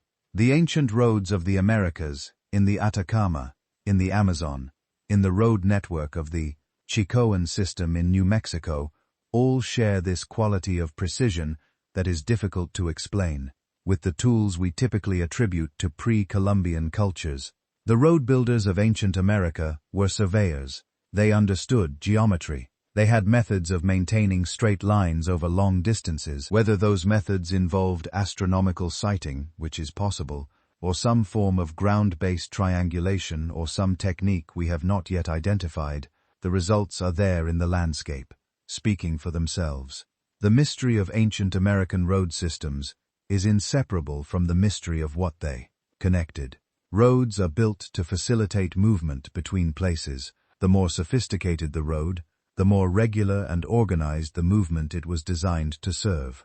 A well-engineered road network implies a well-organized society with regular needs for communication and transport at scales that simple band-level societies do not require. The Chacoan roads implied the Chacoan world. The Amazonian causeways implied the Amazonian cities. The Andean road systems implied the Andean empires. And the existence of pre-Columbian road infrastructure across North America, wherever it is found, implies a level of social organization that demands to be taken seriously. In the Mississippi Valley, the Natchez Trace, which runs for more than 400 miles from what is now Natchez, Mississippi to Nashville, Tennessee, was already an established road when the first European explorers encountered it. The Chickasaw and Chalk and other Native American peoples used it, and it clearly predated their historical period by an unknown but substantial margin. The trace follows a route that connects major springs and navigable waterways, that crosses rivers at their shallowest fording points, that maintains an alignment suggesting systematic planning rather than the gradual accumulation of a game trail. Some archaeologists believe the Natchez Trace traces a route established by the Mississippian civilization, by the culture that built Cahokia and the other great mound centers of the interior. If so, it is a piece of pre-Columbian infrastructure that survived into historical times, disguised as a natural path. The question of disguise, of what is hiding in plain sight in the American landscape, is one that haunts American archaeology. How many features of the natural-seeming American landscape are actually products of human intention, of ancient engineering, of a scale of landscape modification that we have not yet learned to recognize? The evidence from the Amazon, where an apparently natural forest turned out to grow over the ruins of a civilization, suggests that this question deserves to be asked much more systematically. Where else are we walking over ancient human construction and mistaking it for nature?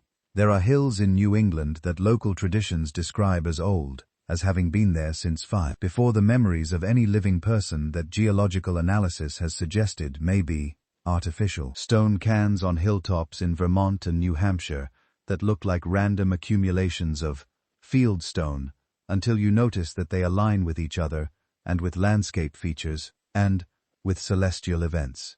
Arrangements of stones in the forests of the Appalachian that resemble nothing agricultural or domestic. Underground chambers that predate any colonial farmhouse within miles. The Upton Chamber in Massachusetts is a good example. This is a beehive stone chamber, about 14 feet in diameter, with a cobbled ceiling and a long entrance tunnel. The chamber is aligned so that the setting sun shines directly into it. On the days of the equinoxes, it is built with a degree of skill and care that exceeds anything required for a simple root, cellar, or agricultural storage structure, and it is old. How old is disputed, but like an analysis, and soil studies have suggested pre-colonial construction. The mainstream view remains that it was built by colonial farmers, but the alignment and the quality of construction continue to attract attention from researchers who find the colonial origin explanation insufficient. There are dozens of similar chambers in New England. They form a pattern across the landscape, a pattern that has been mapped and studied by researchers associated with the New England Antiquities Research Association, a group that has spent decades documenting stone structures in the region that they believe predate European settlement. The mainstream archaeological establishment has been largely dismissive of NERA's work, partly because some of its researchers have proposed pre-Columbian Celtic or Phoenician origins for the structures, theories that most archaeologists find implausible. But the structures themselves, whatever their origin, exist, and the question of who built them and when has not been answered to the satisfaction of everyone who has looked carefully at them. This brings us to the role of fringe research in American archaeology, a role that is both necessary and problematic, because the mainstream archaeological establishment has real reasons for its conservatism, for its skepticism of extraordinary claims,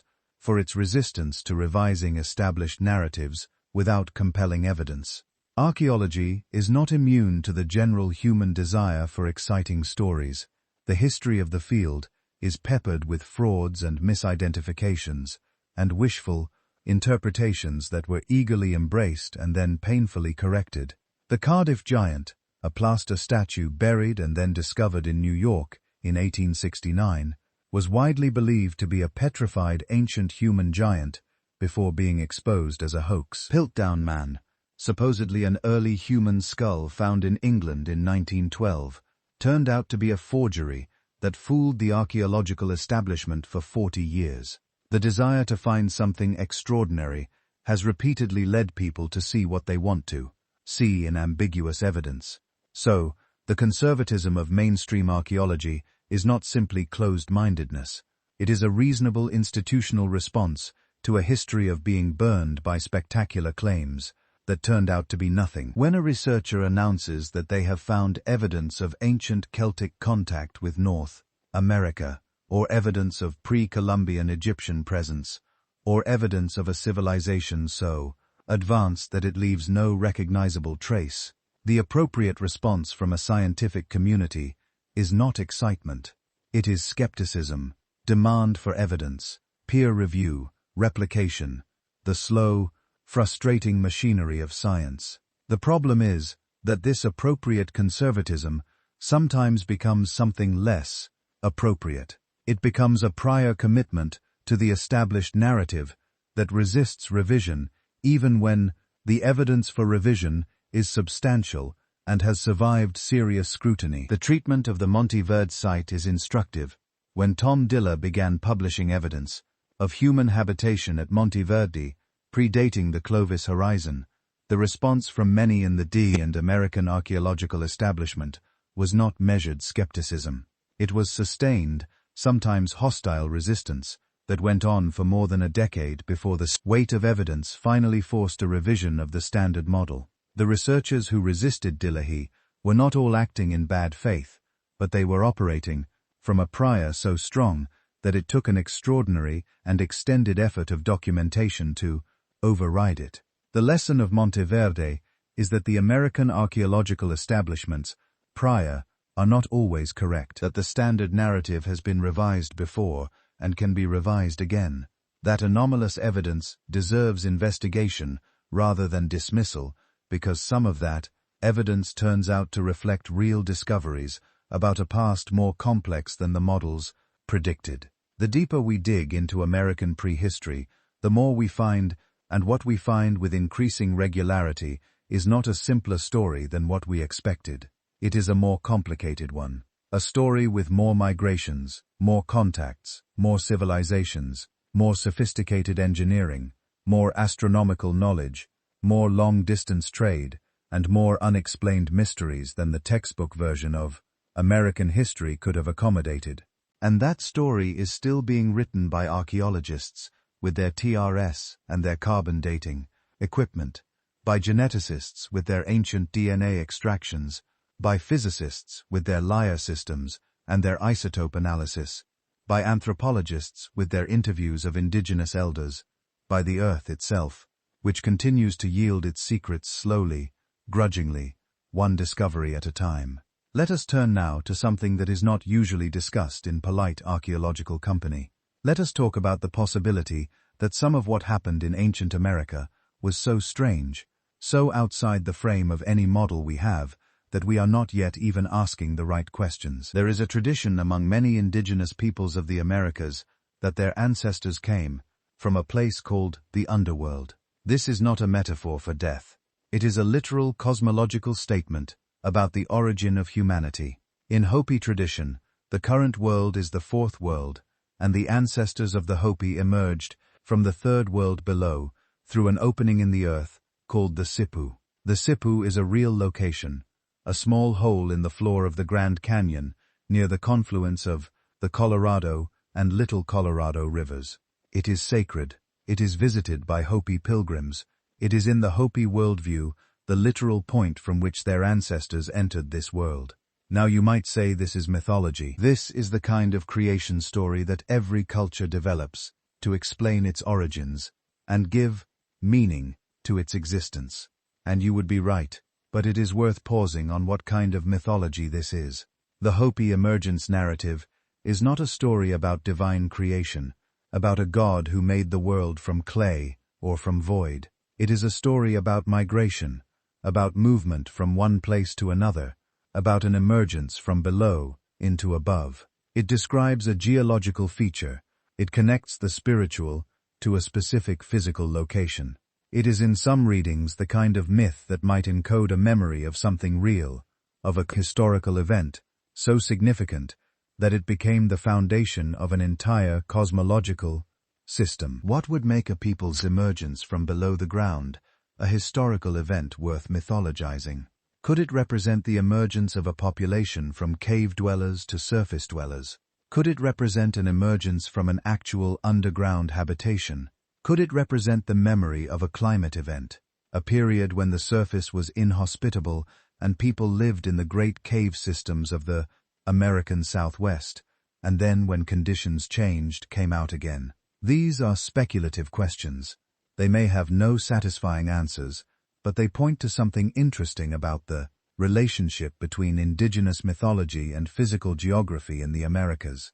The sacred stories of many indigenous peoples are grounded in specific places. The locations they describe are real places. The geological features they incorporate are real geological features. This groundedness suggests that these traditions are not purely invented, that they carry information about real relationships between people and the land they have inhabited for thousands of years. The knowledge encoded in Native American traditions about the natural world has been documented in numerous cases to be accurate in ways that Western science later confirmed. Traditional ecological knowledge about animal behavior, about plant properties, about weather patterns, about geological features accumulated over tens of thousands of years of close observation is in many cases more detailed and more accurate than what Western science knew about these subjects until the late 20th century. If indigenous peoples' knowledge about the natural world is reliable, why should their historical knowledge be assumed to be unreliable? The dismissal of indigenous historical knowledge as myth, while treating European historical records as history, is not a neutral scientific position. It is a culturally freighted one, reflecting assumptions about the relationship between literacy and accuracy, between writing and truth, that are not universally supported by the evidence. Oral traditions can preserve accurate historical information across thousands of years. As the Australian Aboriginal case has demonstrated, the burden of proof for dismissing a specific indigenous historical account lies with the dismisser, not the account. There is a tradition among the Zuri people of New Mexico that speaks of an ancient civilization to the east that was very large and very organized, and that is now gone. There are lot traditions that speak of stone cities in the Black Hills region that predate any Piute historic occupation. There are Cherokee traditions that speak of a people called the Mooney people, white-skinned and blind in daylight, who lived in the Appalachians before the Cherokee arrived and were driven out. These traditions are not proof of the specific things they describe, but they are evidence of a historical sense, a sense that the land has a past that extends far beyond living memory, that things existed and happened, and that the current order of things is not the original order. The Mooney people tradition is particularly intriguing because it appears in the traditions of multiple southeastern tribes, not just the Cherokee, suggesting that it is not a single community's unique account, but something that multiple peoples independently remembered about a shared geographic area. Who the Mooney people were, if they were anything historical rather than purely mythological, is unknown. Various researchers have proposed that they were Celts or Norse, or an early group of Adena mound builders, or a population with albinism, or any number of other explanations. None of these explanations has compelling evidence behind it, but the tradition exists, and it is consistent across multiple independent accounts, and that is the kind of cross-community consistency that in other contexts would be taken as at least weak evidence of a historical event. Let us think about time for a moment.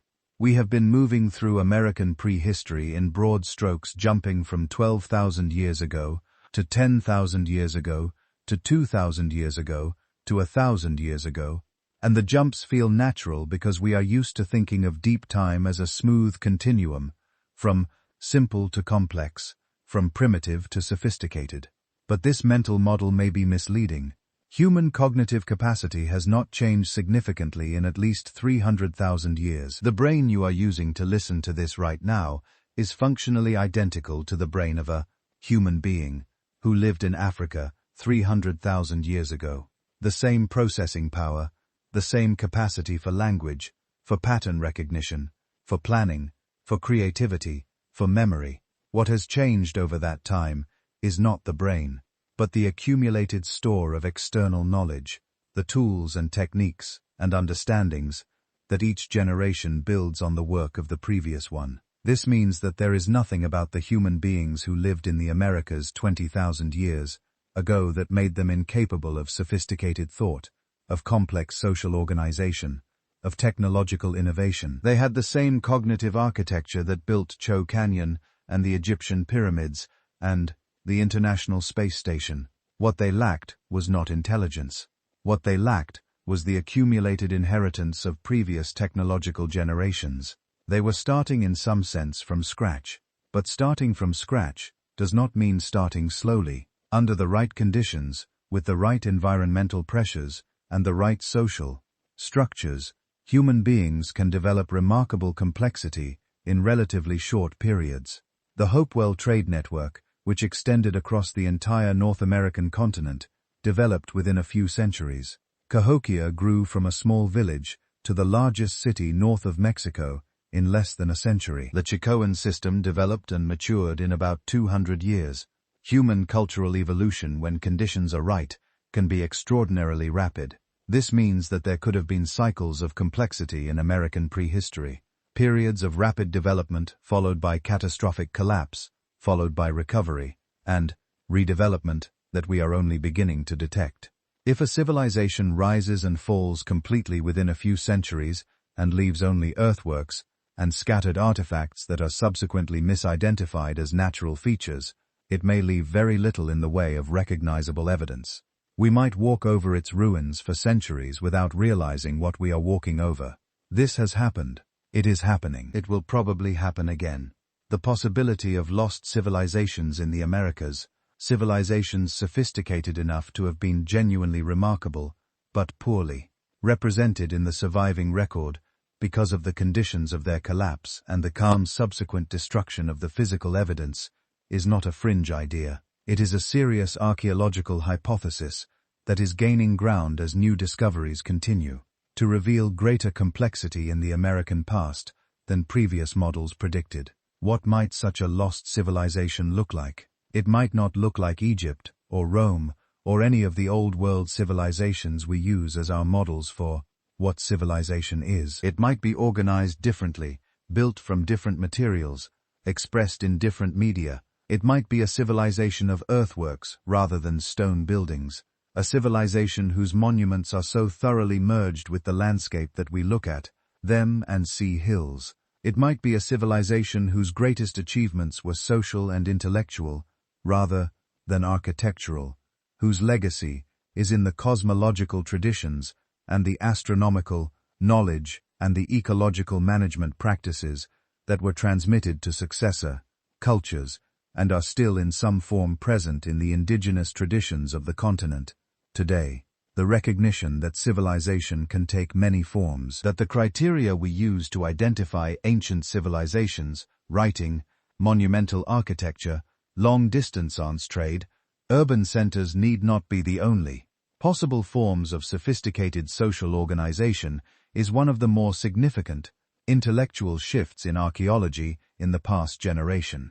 The Amazon cities reveal a civilization organized around hydraulic engineering and soil management, rather than stone monuments. Chaco reveals a civilization organized around astronomy and ritual, rather than military power. Cahokia reveals a civilization that could build monuments comparable to those of early Egypt, using entirely different materials and methods. None of these look exactly like what we thought civilization was supposed to look like. All of them are unmistakably civilizations. There is a place in Louisiana called Poverty Point. The name is a product of the antebellum South's habit of naming things ironically and without much imagination, and it tells you nothing about what the site actually is. What the site actually is one of the largest and most elaborate ceremonial complexes in pre-Columbian North America. Built by a people who lived in the lower Mississippi Valley roughly 3,500 years ago, centuries before the Hopewell tradition, more than a millennium before Cahokia, Poverty Point consists of a series of enormous earthen ridges arranged in concentric arcs around a central plaza, plus several large mounds, including a bird-shaped mound that is one of the largest earthen structures in prehistoric North America. The ridge system alone involved moving more than 2 million cubic feet of earth, a construction project requiring thousands of workers over many generations. The site was a hub of a trade network that extended from the Rocky Mountains to the Appalachian, from the Great Lakes to the Gulf Coast. What makes Poverty Point extraordinary, beyond its scale and its trade connections, is its age. 3,500 years ago, this is earlier than many people expect. Complex civilization to appear in North America. The conventional timeline places the development of complex society in North America several centuries later, in the Adena and Hopewell traditions of the first millennium BCE.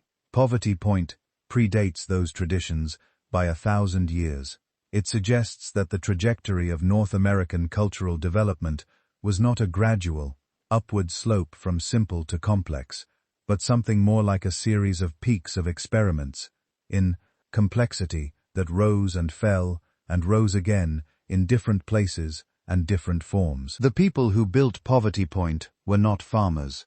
They were hunter-gatherers, or more precisely, they were fisher-hunter-gatherers, exploiting the extraordinary abundance of the Mississippi River Delta with a sophistication that allowed them to support a substantial permanent population without intensive agriculture. They were, by any reasonable definition, a complex society, organized, hierarchical to some degree, capable of massive, coordinated labor, connected to a continental trade network. And they did all of this before agriculture, before the development of the ceramic technology that we typically associate with complex societies, before many of the supposed prerequisites for civilization existed in the region. Poverty Point is a reminder that the categories we use to think about ancient societies, hunter-gatherer versus agricultural, simple versus complex, primitive versus civilized, are deeply inadequate to the reality of what actually happened in human history.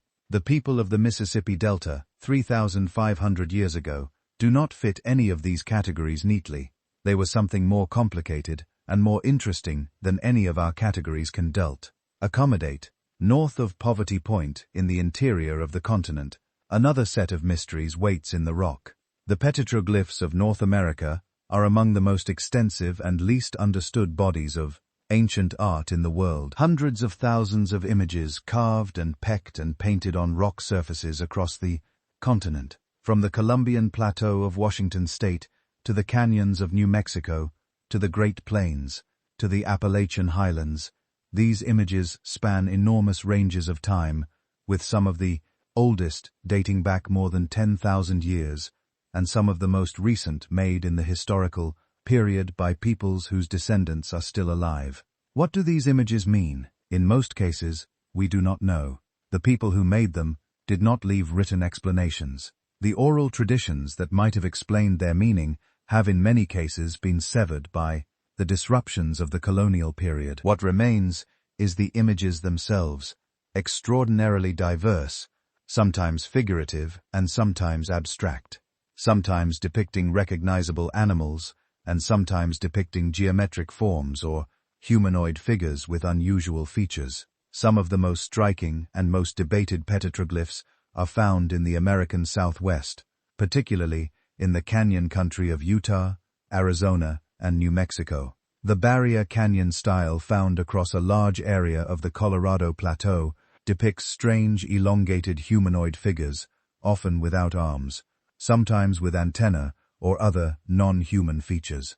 These figures, which can be enormous, covering entire canyon walls, have a quality that is simultaneously alien and deeply human. They convey a sense of significance, of intentionality, of meaning, carefully constructed and carefully expressed. What they meant to the people who made them 10,000 years ago, or whenever these images were created, is genuinely unknown. Some researchers have interpreted these figures as representations of spiritual beings, of supernatural entities encountered in shamanic trance states. Others see them as depictions of actual beings, as the memory of encounters with something unusual, something outside the normal range of human experience. The interpretations range from the spiritually orthodox to the genuinely radical, and the evidence does not allow us to choose definitively between them. The newspaper rock in Utah is a single sandstone surface covered with hundreds of petroglyphs made over a period of more than 2,000 years, a kind of palimpsest of imagery in which newer images are layered over older ones, creating a record of long-term human engagement with a specific place. Among the images at Newspaper Rock are figures that look like nothing in the natural world of the Colorado Plateau, figures with round heads and large eyes, figures with apparent suits or uniforms, figures that, seen without preconceptions, might cause a first-time visitor to wonder what they are looking at. I am not going to tell you that these figures represent ancient astronauts. The ancient astronaut hypothesis is not supported by any serious archaeological evidence. It is a story that satisfies a desire for cosmic drama at the cost of the far more interesting and perhaps more complex truth of what ancient human beings actually achieved by themselves without help from outside. What I will tell you is that the figures at Newspaper Rock and at dozens of other sites across the American Southwest represent something that the people who made them considered significant, enough to carve permanently into stone, and that we do not know what that something was. That ignorance is the real mystery, not the exotic speculation about what the figures might represent, but the genuine, irreducible fact that some of the most important communications that ancient Americans left for the future are ones we cannot read. There is a canyon in New Mexico called Chocolate National Historical Park, which we have already visited. But there is something else in the region, something that has received somewhat less attention. In the area around Choco, distributed across the surrounding desert, are dozens of small rooms carved into cliff faces and canyon walls. These rooms are too small for habitation. Many of them can only be reached by climbing routes that would challenge an experienced, technical climber. They contain, when they are examined, small caches of objects, corn cobs, small figurines, prayer sticks, feathers.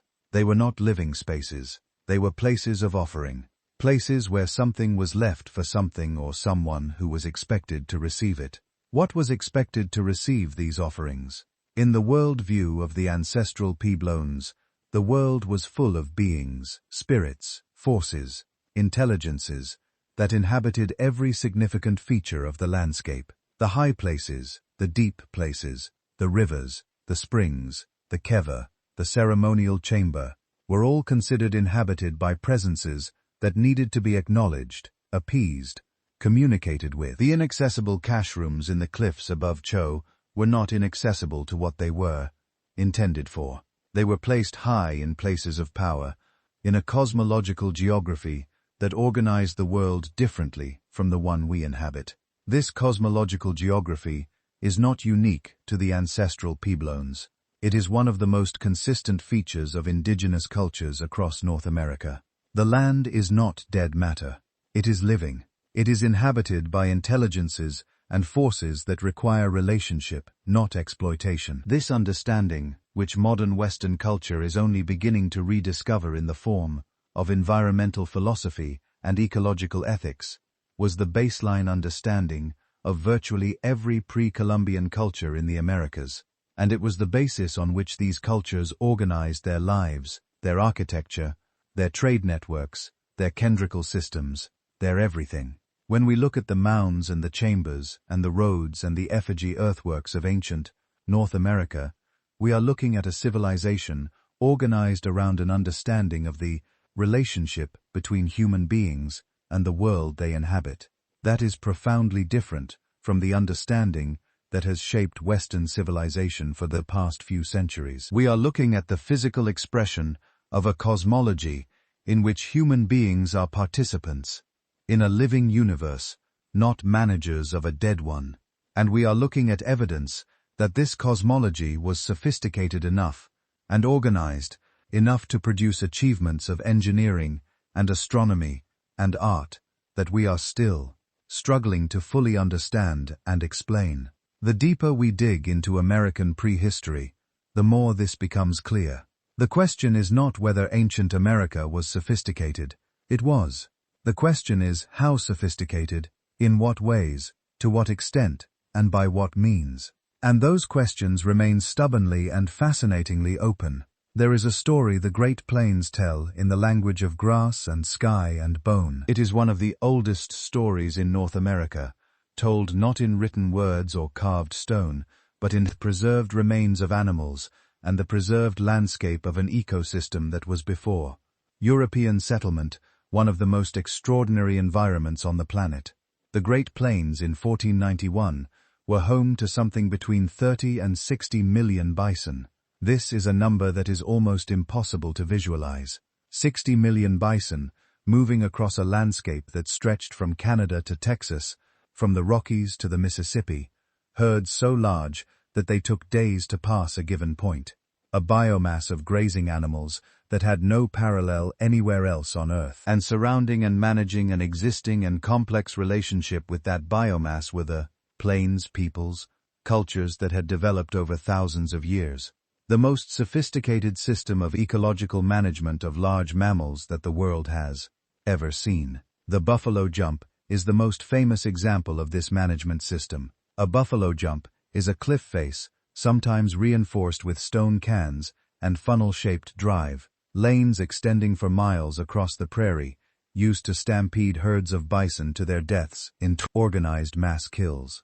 The oldest buffalo jumps in North America date back more than 10,000 years. They were used consistently across this entire period, modified and improved, and adapted to changing conditions, representing one of the longest-running examples of sustained ecological management in human history. The buffalo jump is not a primitive technology, it is a sophisticated one.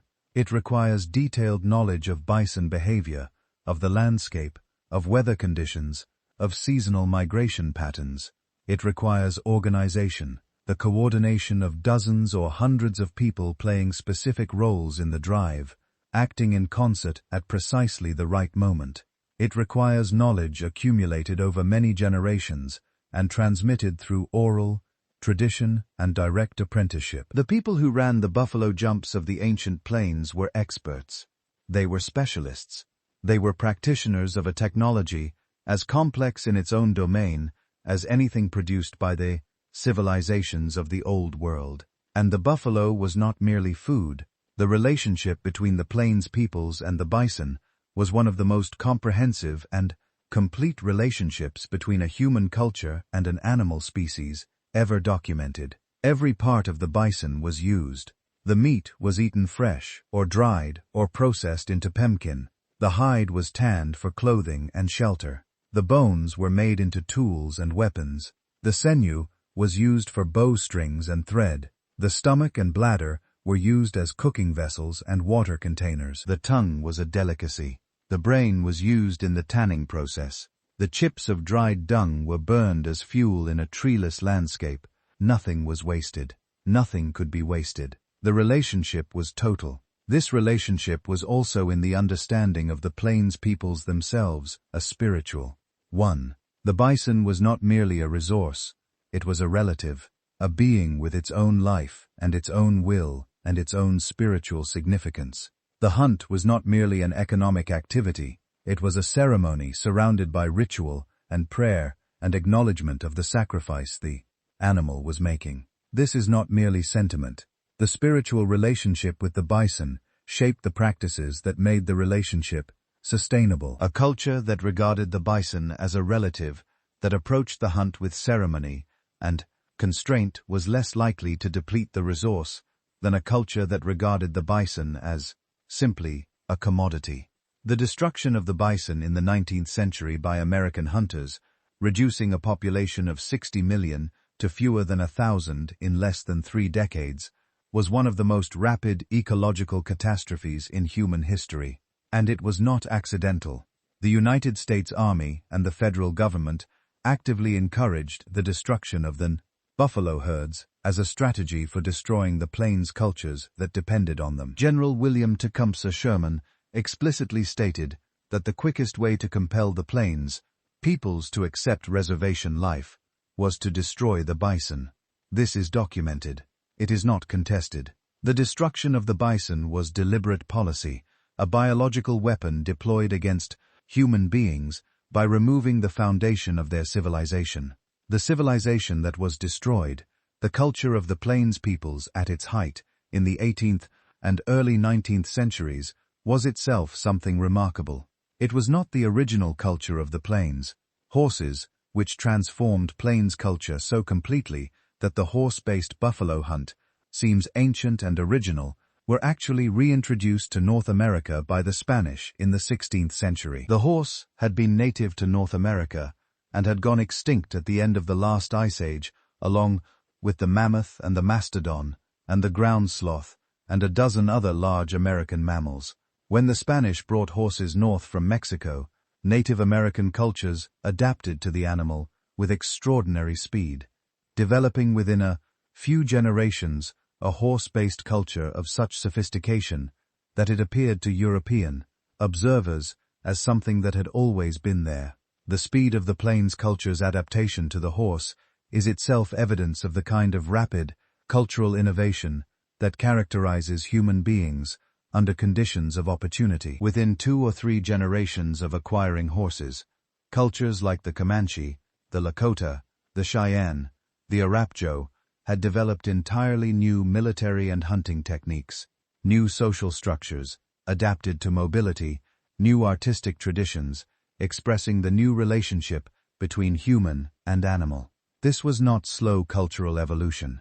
This was rapid, deliberate, creative adaptation, and it produced in less than a century cultures of remarkable complexity and sophistication. But the horse culture of the historic plains was built on a foundation that was much older. The knowledge of bison behavior, the organization of the hunt, the ecological understanding of the plains ecosystem, the spiritual frameworks that governed the relationship between people and bison.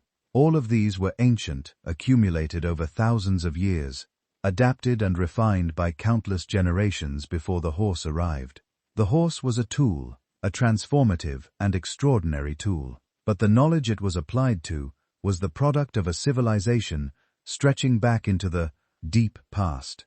There is something in the grass of the Great Plains that knows this. The deep root systems of the prairie grasses, extending sometimes more than 15 feet into the forest, hold the soil against the wind in ways that nothing planted by European farmers has ever matched. The Great Prairies of North America are a product of thousands of years of coevolution between grasses, bison, fire, and the human beings who managed all three. The plains peoples used fire regularly and deliberately to manage the landscape, to direct the movement of bison herds, to clear old growth and encourage the new grass that the bison preferred. The prairie itself was in some measure a product of indigenous land management. The landscape European settlers moved into was not a wilderness. It was like the Amazon, a managed landscape shaped by human intention over thousands of years. When the management stopped, the landscape changed.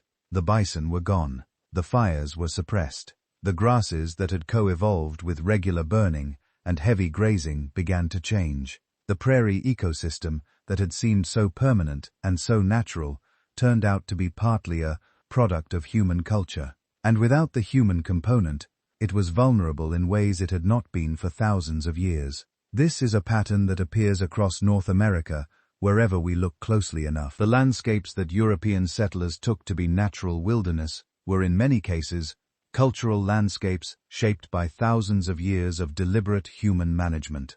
The forests of New England were maintained by regular burning that encouraged the growth of nut, trees and berries, and kept the undergrowth manageable. The river systems of the Pacific Northwest were managed to maintain salmon populations. The marshes and wetlands of the Mississippi Delta were shaped by generations of human activity. The American landscape in 1491 was not pristine. It was a garden different in type from the gardens of Europe and Asia, but no less the product of deliberate human cultivation. When Europeans arrived and the indigenous populations collapsed, the management stopped. The forests grew dense, the rivers changed course, the marshes silted up or dried out. The landscape reverted to something that looked to European eyes like wilderness. But it was not wilderness. It was an abandoned garden, and a great deal of what we value about the American natural environment today, from the national parks to the old-growth forests to the river ecosystems, is the product of that. Abandoned gardens, its remarkable capacity for recovery in the 5 centuries since the management stopped. This matters for how we understand ancient America because it tells us that the people who lived on this continent for tens of thousands of years before European contact were not passive inhabitants of a natural environment. They were active shapers of it. They were in the most literal sense civilization, not in the narrow sense of cities and writing and bronze weapons, but in the broader and perhaps more important sense of a sustained, organized, intergenerational human effort to understand and manage the relationship between people and the world they inhabit. The Pacific Northwest coast of North America is one of the most resource-rich environments in the world. The combination of cold, nutrient-rich ocean water, extensive river systems, dense forest, and extraordinary seasonal abundance of salmon created the conditions for human cultures of remarkable complexity without intensive agriculture. The peoples of the Pacific Northwest coast, the Haida, the Tlingit, the Kwakwaka, the New Charal, and dozens of other cultures developed social structures, artistic traditions, and cosmological systems of extraordinary sophistication in an environment that provided enough food wealth that they could afford to invest enormous energy in cultural production. The totem poles of the Northwest coast are perhaps the most immediately recognizable product of this cultural wealth. These carved cedar monuments, some rising to 50 or 60 feet, encode family histories, clan lineages, and cosmological narratives in a visual language that is simultaneously highly specific and deeply complex. To read a totem pole correctly, you need to know the specific visual vocabulary of the culture that made it, the meaning of each figure, each gesture, each compositional arrangement. The poles are texts, genealogical and cosmological texts, written in the language of form and image rather than alphabet and word.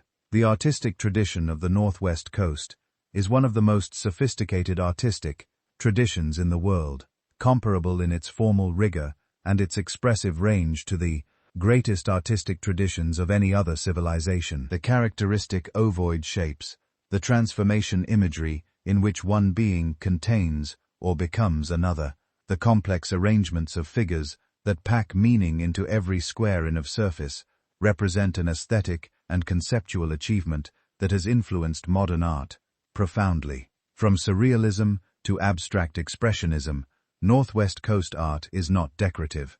It is a system of thought expressed in visual form, a way of saying things about identity and power and relationship and cosmology that words alone cannot say. The potlatch ceremonies of the Northwest Coast peoples are another expression of the same cultural wealth. A potlatch is a feast and gift-giving ceremony in which the host demonstrates social status not by accumulating wealth, but by giving it away. The most prestigious host is the one who gives the most, whose generosity is most extravagant, who distributes the greatest wealth to guests, and thereby establishes a social credit that elevates their position in the community. This is an economic system built on exactly the opposite principles from the Western capitalist system. Status through distribution rather than accumulation, power through generosity rather than possession. The potlatch was outlawed by the Canadian government in 1885 and by American authorities in the same period on the grounds that it was wasteful. that it prevented the accumulation of capital that industrial development required, and that it reinforced traditional social structures that stood in the way of assimilation. The ceremonies continued underground, practiced in secret, maintained by the communities that refused to abandon them despite legal prohibition. The law was finally repealed in Canada in 1951.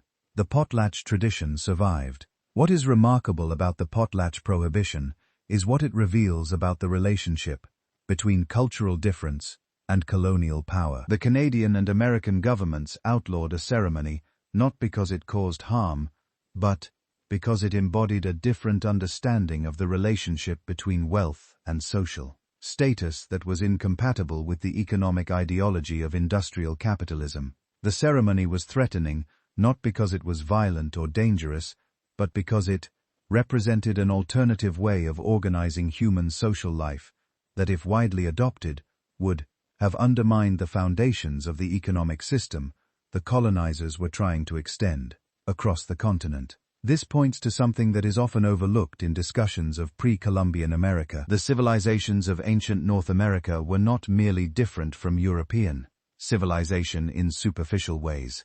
They were different in ways that challenged the fundamental assumptions of European culture about the proper relationship between human beings and the natural world, between individuals and communities, between wealth and status, between the living and the dead. This is why they were not merely conquered, but systematically destroyed, not just defeated militarily, but deliberately dismantled culturally, legally, linguistically, spiritually. The boarding school system that removed indigenous children from their families and forbade them to speak their languages or practice their traditions was not an accident of cultural misunderstanding.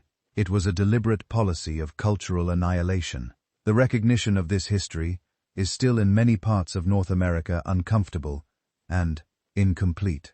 The comfortable story of American history, the story of discovery and settlement, and progress and freedom, cannot coexist comfortably with the story of what was destroyed to make it possible. The two stories compete for the same space. And the more honestly we tell the second story, the more we understand the first story for what it is. But even in the destruction, things survived. Languages persist, sometimes only in the memories of a handful of elderly speakers, sometimes in communities of thousands. Ceremonial traditions persist, maintained through generations of suppression. Ecological knowledge persists in the practices of communities that never stopped managing the land according to traditional principles, even when they were prevented from doing so openly. And the physical record persists in the ground, and the rock, and the stars waiting for the technology, and the questions that will reveal what it has to say. One of the most exciting developments in American archaeology in the past decade has been the application of LAR technology to previously unsurveyed areas. LIDAR, which stands for light detection and ranging, is a remote sensing technique that uses laser pulses to map the ground surface beneath vegetation.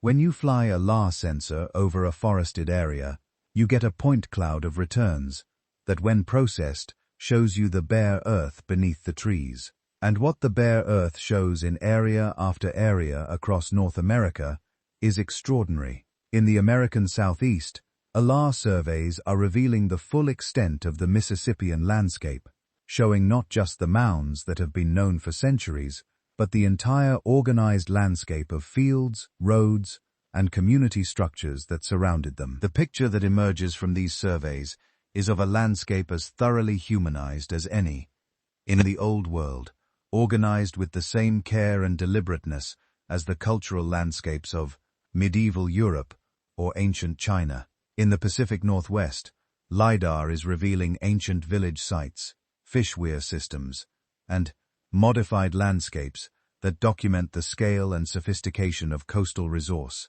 management across thousands of years. In the Great Basin, it is revealing ancient trail systems and water management features that completely transform our understanding of how people survived in one of the most challenging environments in North America.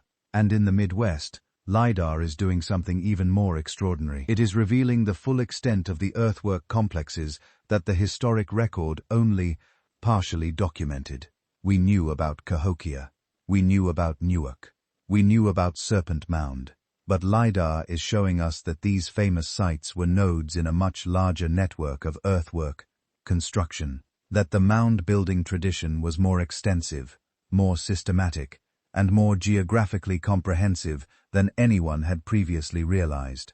The picture of ancient North America that is emerging from these new technologies is not smaller and simpler than what we expected. It is vastly larger and more complex. The continent was full. It was managed. It was organized.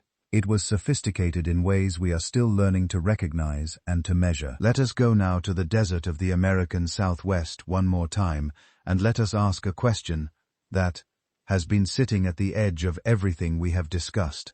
A question about water. Water is the most fundamental resource in any human landscape. The presence or absence of reliable water determines everything else. Where settlements can exist, how large they can grow, what agricultural systems are possible, what trade routes can be established. In the arid American Southwest, water management is not an optional refinement of the agricultural system.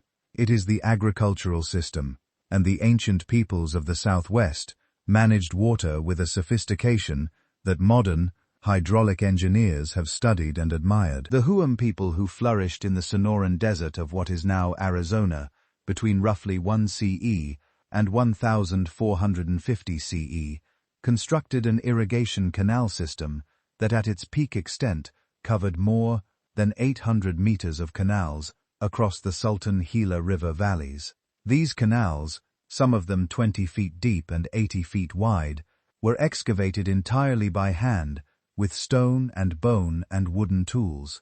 They were engineered with precise gradients that maintained water flow over long distances without erosion. They irrigated a desert landscape and supported a population of perhaps 50,000 people in a region that without human intervention could support almost none. The engineering precision of the Huam Canal system impressed the American engineers and army officers who surveyed it in the 19th century. When Phoenix, Arizona was founded and expanded in the late 19th century, it was built on top of the Hohokam Canal system, reusing the ancient alignments as the framework for modern irrigation. The Phoenix metropolitan area, one of the largest and fastest-growing cities in the United States, sits on a foundation of pre-Columbian hydraulic engineering. The city is in some measure possible because the Hohokam were brilliant engineers, and like every other complex civilization we have discussed, the Huam collapsed. Around 1450 CE, the major Huam centers were abandoned. The canal system fell into disuse, and the population dispersed. The causes are debated, among them drought, flooding, social conflict, soil salinization from over-irrigation. The Odom people, the modern indigenous inhabitants of the Sonoran Desert region, are widely believed to be descendants of the Huam, and their traditions carry the memory of what happened in the collapse, in the form of stories about the abandonment of the great houses and the dispersal of the people. The collapse of the Huam is another case where a civilization of genuine sophistication and scale simply disappeared from the archaeological record within a century or two, leaving behind evidence so thoroughly reinterpreted and built over that it took centuries of archaeological investigation to recognize what it was. The Phoenix metropolitan area obliterates daily through ordinary construction and development fragments of the world that the Hohokam built. Every foundation dug for a new building is a potential encounter with ancient canals or middens, or features of the Hohokam landscape. Some of these encounters are documented and preserved, many are not. This is the condition of American archaeology across most of the continent. The past is being destroyed faster than it is being discovered.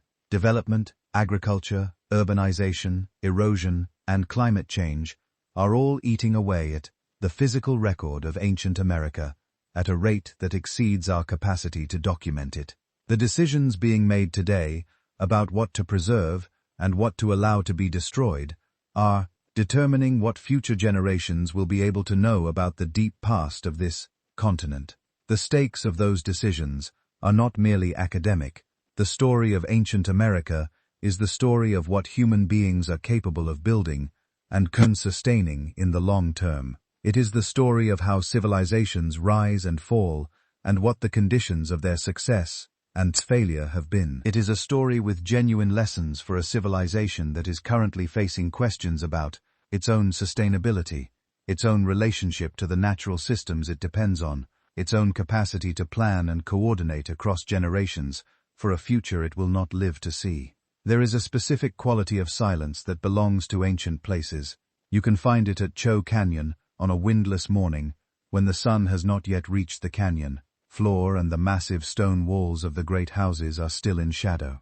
You can find it in the fields above Newark, Ohio, where the earthen banks of the Octagon rise out of the grass and the golf course fairways, and you can almost with effort recover a sense of what this place once was. You can find it at Monk's Mound in Illinois, standing at the summit of the largest pre-Columbian structure in North America, and looking out over the Mississippi River floodplain and the St. Louis skyline. The silence has a texture to it in these places, a weight, a sense of something having happened here that has not finished happening. This is not mysticism, or it is not merely mysticism. It is the appropriate response to scale. When you stand in a place where hundreds of thousands of people lived and worked and built and died over centuries, the residue of that history is real. Even if it is not physically visible, it is in the measurements of the architecture. It is in the alignments of the earthworks. It is in the specific orientation of a doorway toward a specific point on the horizon, where a specific astronomical event occurs at a specific time of year. These things are deliberate. They are the product of intentions so sustained and so precise that it persists across 1,000 years, legible to anyone who knows how to look. The ancient peoples of North America were trying to say something with what they built, and what they were saying is recoverable, at least in part. The astronomers who study the alignments of Choco and Newark are recovering it. The archaeologists who map the extent of Cahokia's plaza system are recovering it. The genetic researchers who trace the movements of ancient populations are recovering it. The linguists who study the distributions and relationships of indigenous languages are recovering it. The anthropologists who work with indigenous communities to document traditional knowledge are recovering it. The story of ancient America is being recovered piece by piece, slowly, and with enormous effort from a fragmentary and partially destroyed record. It is not a finished story. It is a story in progress, and the most interesting chapters have not been written yet. But we know enough already to say certain things with confidence. We know that people have lived on the American continents for at least 20,000 years, and probably much longer. We know that those people developed over the course of those millennia civilizations of remarkable sophistication in multiple regions simultaneously. We know that they had extensive trade networks, astronomical knowledge, engineering capabilities, and social complexity that far exceed what the conventional picture of pre-Columbian North America suggests. We know that much of this was destroyed by the events of the past 5 centuries, and that much of what survived is only now being fully recognized and documented. We know that the story we were told is incomplete. We know that the incompleteness is not accidental, and we know that the fuller, stranger, more complex story that is emerging from the ongoing work of archaeology and genetics and linguistics and anthropology is both more honest and more interesting than the one it is replacing. There are things we do not know. We do not know the full extent of pre-Columbian contact between the Americas and the Old World. We do not know the complete genetic history of the founding populations of the Americas. We do not know what all the petroglyphs mean, or what all the great mounds were used for, or what caused the specific collapses of specific civilizations at specific times. We do not know whether any of the anomalous skeletal remains reported in the 19th century represent anything unusual, or whether they are all misidentifications and exaggerations. We do not know where all the Lake Superior copper went. These unknowns are not embarrassments. They are invitations. Every unknown in ancient American history is a question waiting to be answered by someone with the curiosity to ask it, the skills to investigate it, and the honesty to report what they find, regardless of whether the answer fits the model they started with. The model has been wrong before. It will be wrong again. The story of ancient America is larger than any model has yet captured. The deeper we dig, the more we find. The more we find, the stranger the story becomes. And the stranger the story becomes, the more it reveals about what human beings actually are, what we are capable of, how long we have been doing remarkable things, and how much of what we have done has already been forgotten.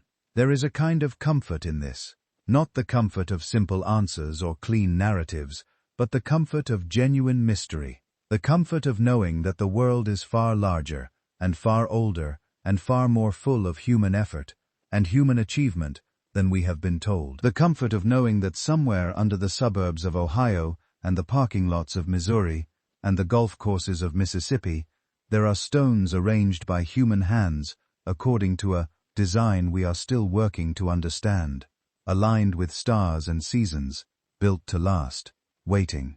And as we come toward the end of this long walk through the mysteries of ancient America, it seems right to return to where we began, to the question of what it means to look at a landscape and ask what happened here before the history we were taught began. What it means is this. It means taking seriously the possibility that the past is more complex than the story we inherited. It means being willing to hold uncertainty without filling it with false certainty. Whether the false certainty of the conventional model or the false certainty of exotic fringe theories, it means honoring the people who built the things we are only now beginning to fully understand, by taking their achievements seriously, by studying them with the same rigor and the same respect we bring to the achievements of any other civilization. It means listening to the people who are the living descendants of those builders who carry in their traditions and their memories and their bodies the inheritance of everything that was built and everything that was destroyed. And it means accepting that the story is not over, that the ground beneath our feet still has things to say, that the next LAR survey, or the next ancient DNA study, or the next careful excavation of a previously ignored site may reveal something that changes everything we thought we knew. Again, this is the nature of genuine inquiry. Not the settling of questions, but the asking of better ones. Not the arrival at final answers, but the recognition that the questions themselves, asked honestly and pursued carefully, are where the real knowledge lives. The moon is rising now over whatever landscape you are in. The same moon that rose over Cho Canyon 1,000 years ago, that illuminated the lunar alignments of the Newark earthworks when the priests gathered at the octagon on a cold November night 18 centuries ago.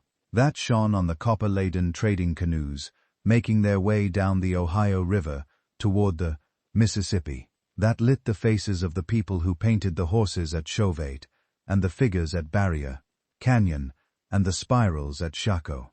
The same moon, the same sky, a different world beneath it, or the same world seen from a different distance.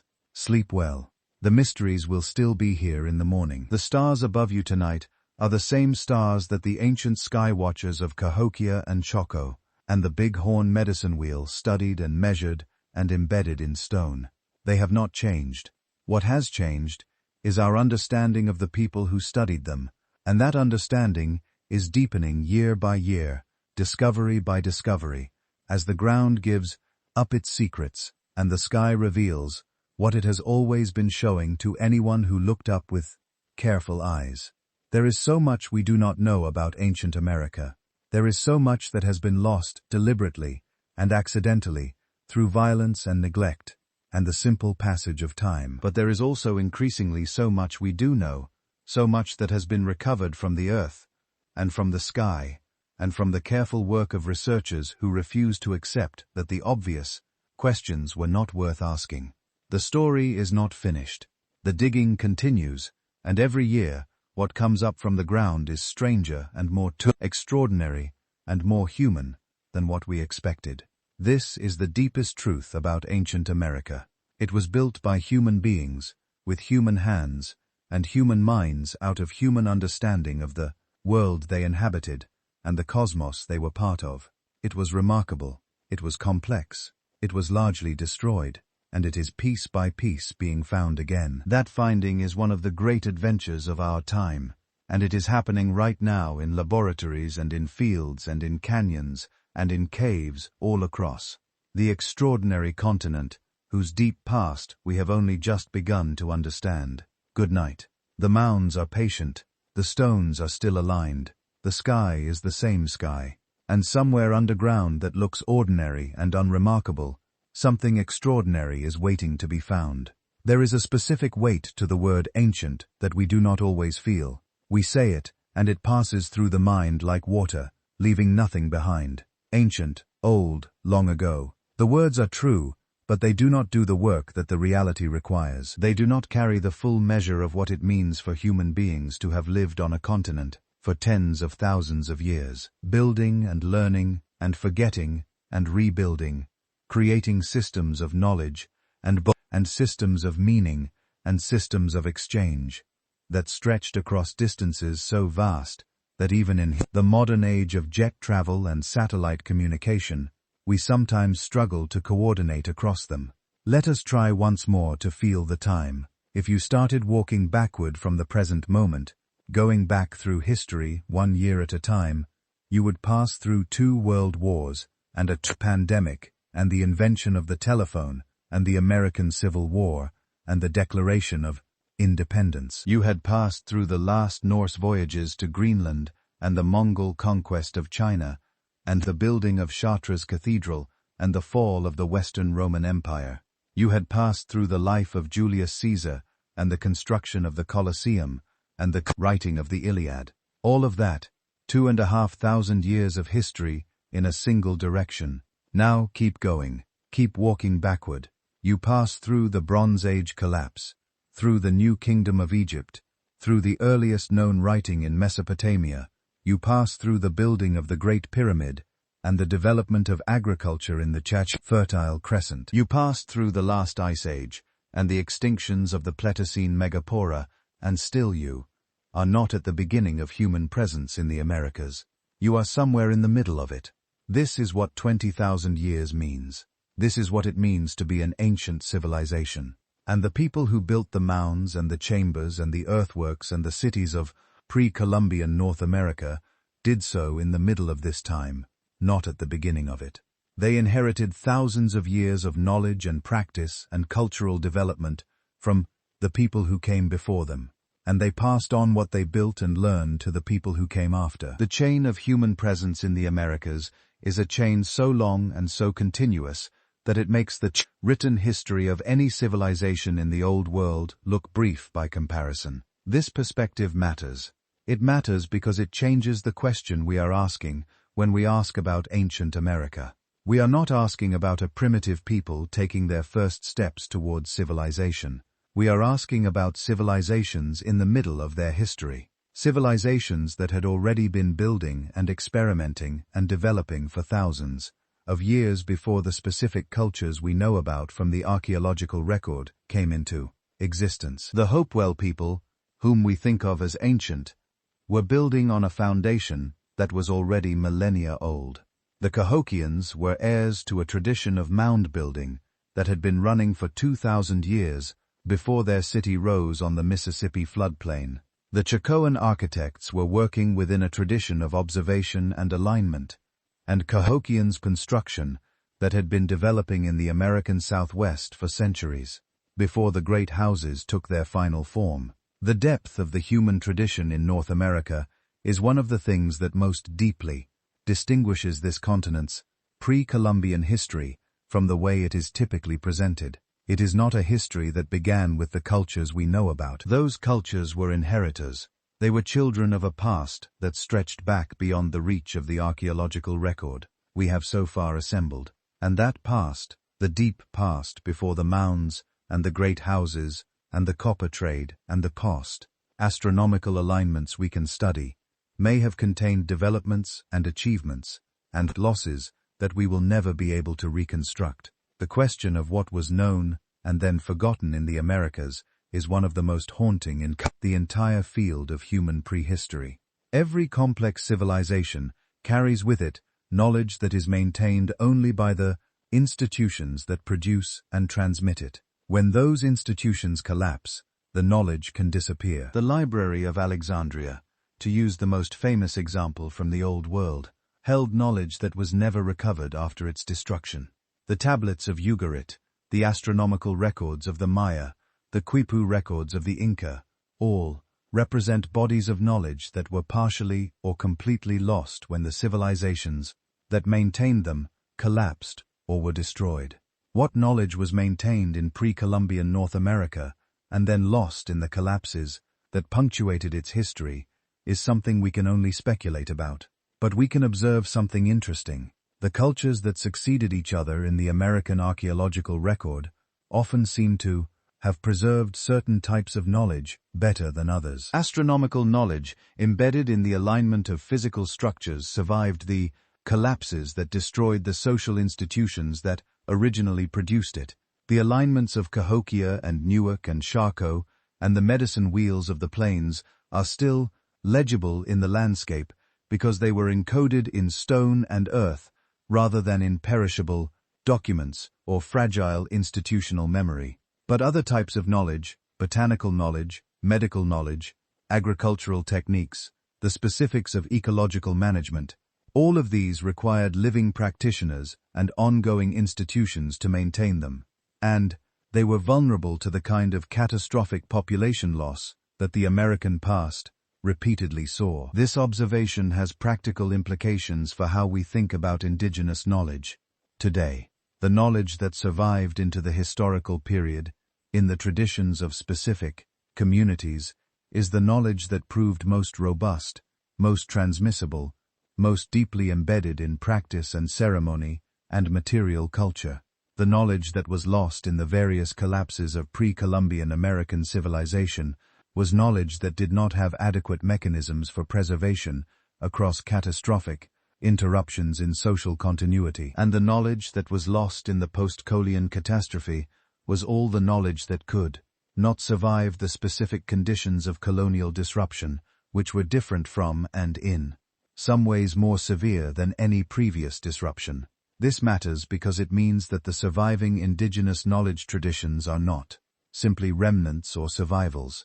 They are the knowledge that proved most capable of surviving under conditions of extreme stress. And that capability is itself a kind of wisdom. The knowledge that is still held in living communities today is knowledge that has proven itself across multiple catastrophic tests. It is worth treating with extraordinary respect. Let us talk about a specific kind of knowledge that has proven remarkably robust across the filled American past. The knowledge of the sky.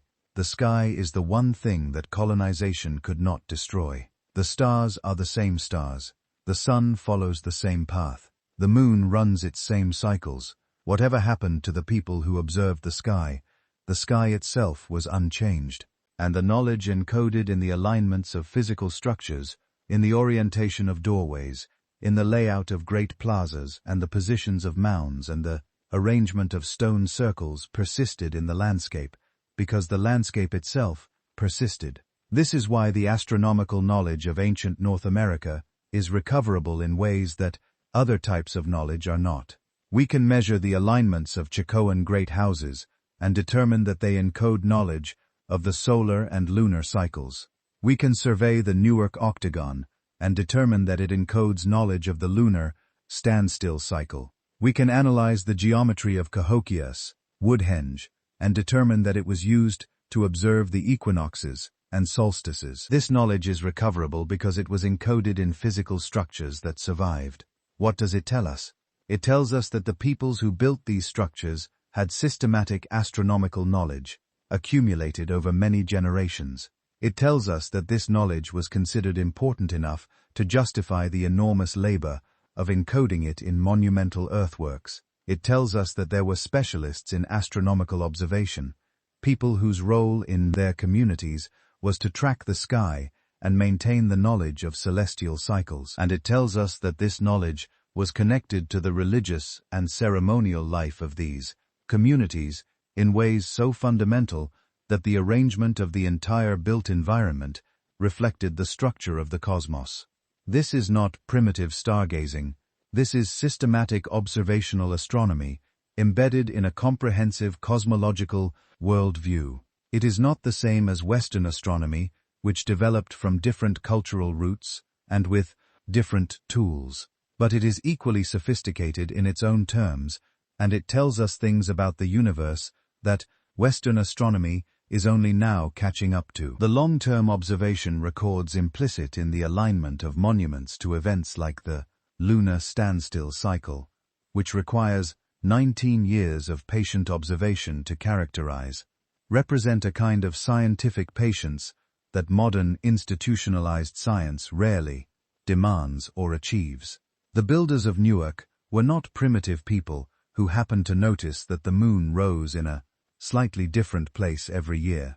They were systematic observers who tracked the moon's changing rise point over a 19-year cycle, identified the extremes of that cycle, and built a monument that would preserve the knowledge of those extremes for generations. This is science. Not science in the Western academic tradition, but science in the fundamental sense of systematic observation, pattern recognition, and the encoding of discovered patterns in transmissible form. The implications of recognizing this are significant.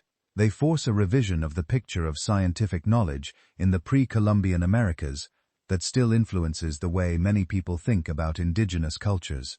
The knowledge of the sky that the ancient builders of North America possessed did not arise from nowhere. It was the product of observation conducted over many generations by many observers, accumulating into a body of knowledge that had real predictive power. The people who aligned the newer octagon to the lunar standstill knew that the moon's extreme rise point would return in 19 years, and they built a monument that would mark its return for their rune descendants. This is not faith. This is prediction based on observation. This is the exercise of the scientific faculty, and it was not limited to astronomy. The ecological knowledge of the Plains peoples, the soil management knowledge of the Amazonian cultures, the hydraulic engineering of the home, the botanical knowledge of the gatherers who knew hundreds of plant species and their properties. All of these represent bodies of empirical knowledge accumulated through systematic observation and transmitted through proven methods. They are not inferior to Western scientific knowledge. They are different in their methods and their goals and their cultural embedding, but they are equally real, equally rigorous in their own terms, and often more comprehensive and more practically applicable to specific environments than the generalized abstractions of Western science. The recognition of indigenous knowledge systems as genuine knowledge systems, rather than a superstition or folklore, is one of the most important intellectual developments of the past generation. It changes how we think about the pre-Columbian Americas, not just in the past, but in the present. The communities that maintain these knowledge systems today are not preserving mere cultural heritage in the thin sense of maintaining traditions for their own sake. They are maintaining bodies of genuine knowledge that have practical value and that science is increasingly recognizing as significant. The traditional ecological knowledge of specific communities has proven in case after case to be more accurate and more practically useful for the management of specific ecosystems than the generalized models of Western conservation biology. This is the real legacy of ancient America, not just the mounds and the chambers and the earthworks and the astronomical alignments. As extraordinary as all of those are, the real legacy is the long, patient, intergenerational accumulation of knowledge about how to live on this continent, in all its diverse environments, in ways that are sustainable across the long term. The ancient peoples of North America, over tens of thousands of years, developed this knowledge, and much of it, despite everything, survives in living communities to this day. There is a particular kind of stone wall in the Appalachian Mountains that has been puzzling researchers for decades. It runs across ridgetops and down into valleys, and up again over the next ridge for miles at a time, sometimes following the natural contours of the landscape, and sometimes crossing them in ways that suggest something other than agricultural intent. These walls are not colonial farm walls, or not only colonial farm walls. Some of them were built before European settlement, and some of them were built by people who were not Europeans. They are in some cases ceremonial enclosures.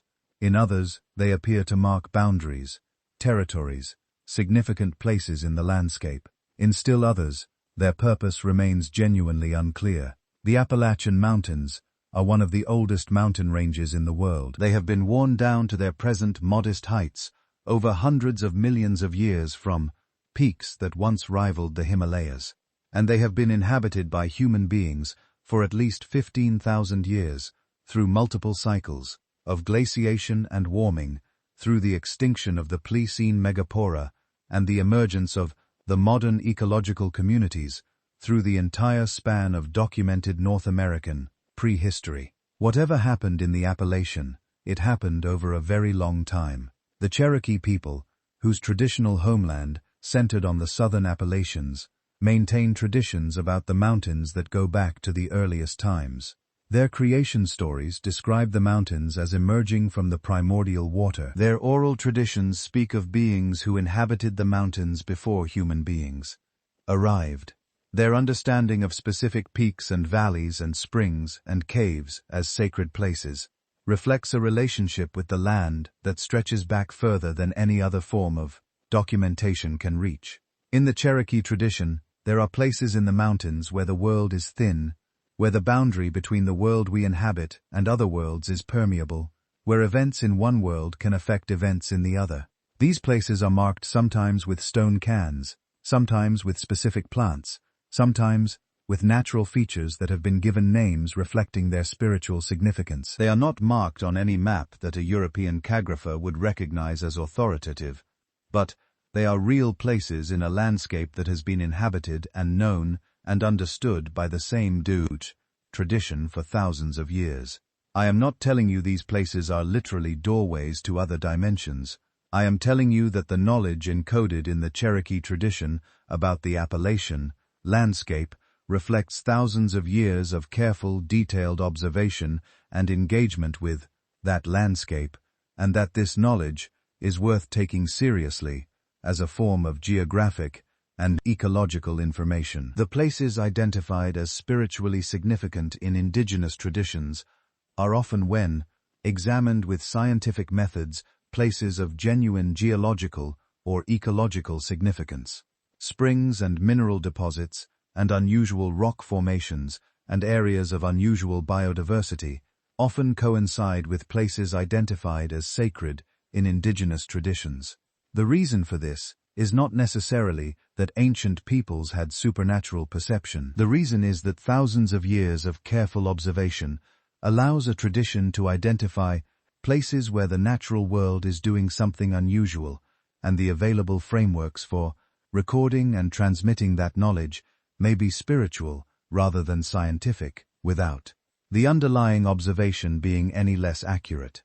The Appalachians are full of these places, full of sites that indigenous traditions have marked as significant and that modern science is only beginning to characterize. Full of unusual geological features and unusual ecological communities and unusual archaeological deposits that represent the accumulated evidence of 15,000 years of human engagement with a remarkably diverse and productive landscape. And the Appalachians connect through the river systems that drain them in both directions to the rest of the continent, to the Ohio River Valley and the Hopewell trade networks, to the Atlantic coast, and whatever contacts documented and undocumented existed with the Old World, to the Chesapeake Bay and the complex societies that existed there before Jamestown, to the interior Southeast and the Mississippian world that Cahokia anchored.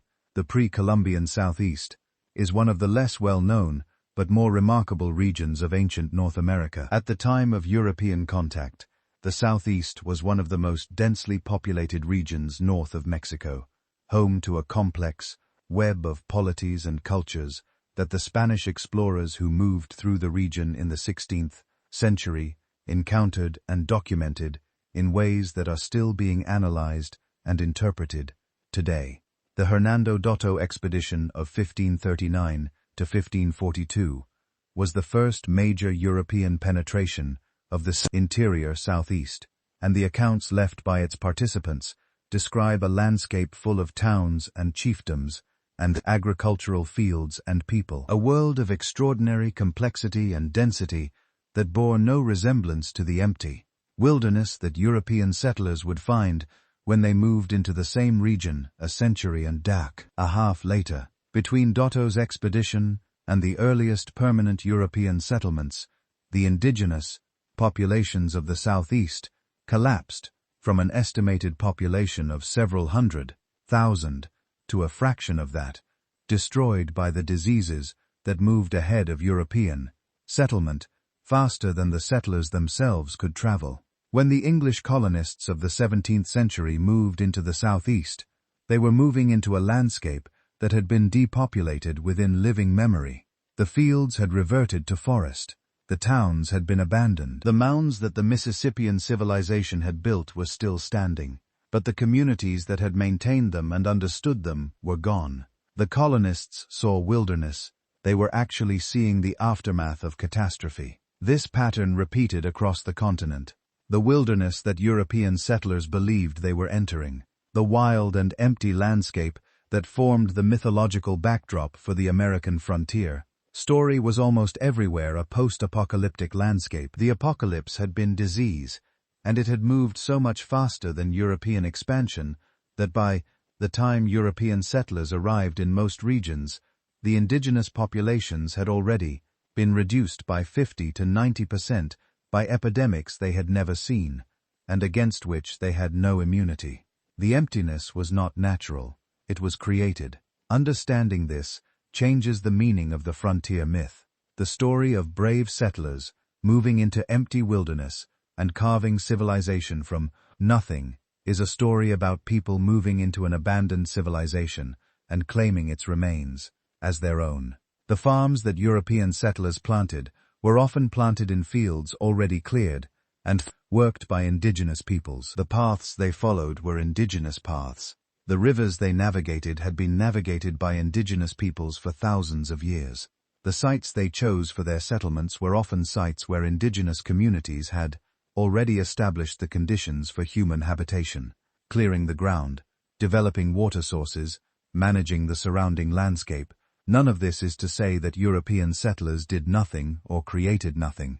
They created a great deal, but what they created was built on a foundation that they mostly did not acknowledge, and in many cases actively worked to deny. The American founding myth is premised on beginning in a state of nature, on starting fresh from wilderness. But the wilderness was not wilderness, and the starting fresh was not really starting.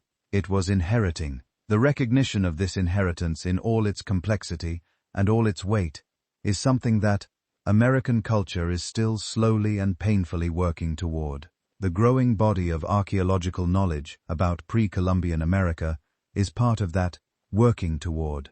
Every discovery that reveals greater complexity and greater sophistication in the ancient American past is a discovery that complicates the founding myth. That makes the claim to a blank slate beginning harder to sustain. That requires a reckoning with what was here before and what happened to it. That reckoning is not complete. It may never be complete, given how much has been permanently lost. But it is underway, and it is producing in archaeology and in anthropology, and in history, and in law, and in public culture, a slowly shifting picture of what America actually is, of what its deep past actually contains, and of what obligations that past creates for the present. There is a river in the American Southwest, called the Colorado, and it has been cutting into the Colorado Plateau for the past 5 to 6 million years, creating the Grand Canyon. If you stand at the rim of the Grand Canyon and look down at the layers of rock exposed by that cutting, you are looking at a cross-section of time that makes all of human history look like a thin smear at the very top. The canyon goes back 2 billion years, in places. Human beings have been in North America for 20,000 years. A small fraction of the most recent thin layer, a geological eye-link. This perspective is useful. It reminds us that the human story in the Americas, vast and complex as it is embedded in an Earth story that is vastly longer and vastly more indifferent to the specifics of what we have built and destroyed. and forgotten. The mounds will erode, the earthworks will be plowed under, the stone chambers will tumble, the canyon walls will keep being cut indifferently for millions more years. But within the eye link of human time in the Americas, something remarkable happened. Over 20,000 years or more, human beings learned to inhabit every environment the continent offered. From the Arctic tundra to the tropical rainforest to the driest desert, they developed languages of extraordinary diversity, more than 1,000 of them spoken at the time of European contact, representing as many different ways of organizing experience in sound and symbol as any comparable geographic area in the world. They developed relationships with the land, so intimate and so sustained that the landscape itself became a reflection of human understanding, a physical record of what people had learned about the world they inhabited. And they built things that lasted, things that are still here, still aligned with the stars, still speaking in the language of measurement and proportion and orientation to anyone who knows how to listen. The mounds are still here, the chambers are still here, the earthworks, where they survive, are still here, and the knowledge of how to read them slowly and incompletely is being recovered. This is the deep truth of American prehistory. It was not simple, it was not empty, it was not waiting for civilization to arrive from across the ocean. It was civilization in many forms, across many centuries, across an entire continent. And the story of that civilization, strange and vast, and still mostly untold, is one of the great unexplored territories of human history. The stars are the same, the mounds are still here, the questions are still open. Sleep well, and dream of ancient things. In the darkness of a long night, the mind moves toward the ancient things. This is not a new observation. It is as old as fire itself. The moment when the practical demands of the day have been met, when shelter has been secured, and food has been eaten, and the children have been settled, the human mind turns toward the larger questions. Where did we come from? What is this place? What does it mean that we are here? What came before us? And what will come after? These are the questions that made the mounds. Not merely practical questions about food storage or defensive positioning, but the great encompassing questions about the meaning of human presence in the world. The people who built Cahokia and Choco and Niwuk were not just engineers. They were philosophers, expressing their philosophical vision in the most permanent medium available to them, the earth itself. We know this because the things they built are oriented toward philosophical significance, toward celestial events, and cosmological relationships, in ways that purely practical structures would not be. You do not need to align a storage granary with the winter solstice. You do not need to orient a defensive wall to track the lunar standstill cycle. The astronomical orientations of the great works of ancient North America are not accidental. They are the product of a deliberate choice to make the built environment express something about the relationship between human beings and the cosmos they inhabit. This is what the ancient American builders were saying with their mounds and their chambers, and their road networks and their earthworks. They were saying that the universe is ordered. They were saying that human beings can perceive that order and can align themselves with it. They were saying that the proper relationship between human life and the cycles of the sun and the moon and the stars is one of harmony, of attentiveness, of building one's life in accordance with the rhythms of a cosmos that is far larger than any individual or any community. These are not trivial things to say.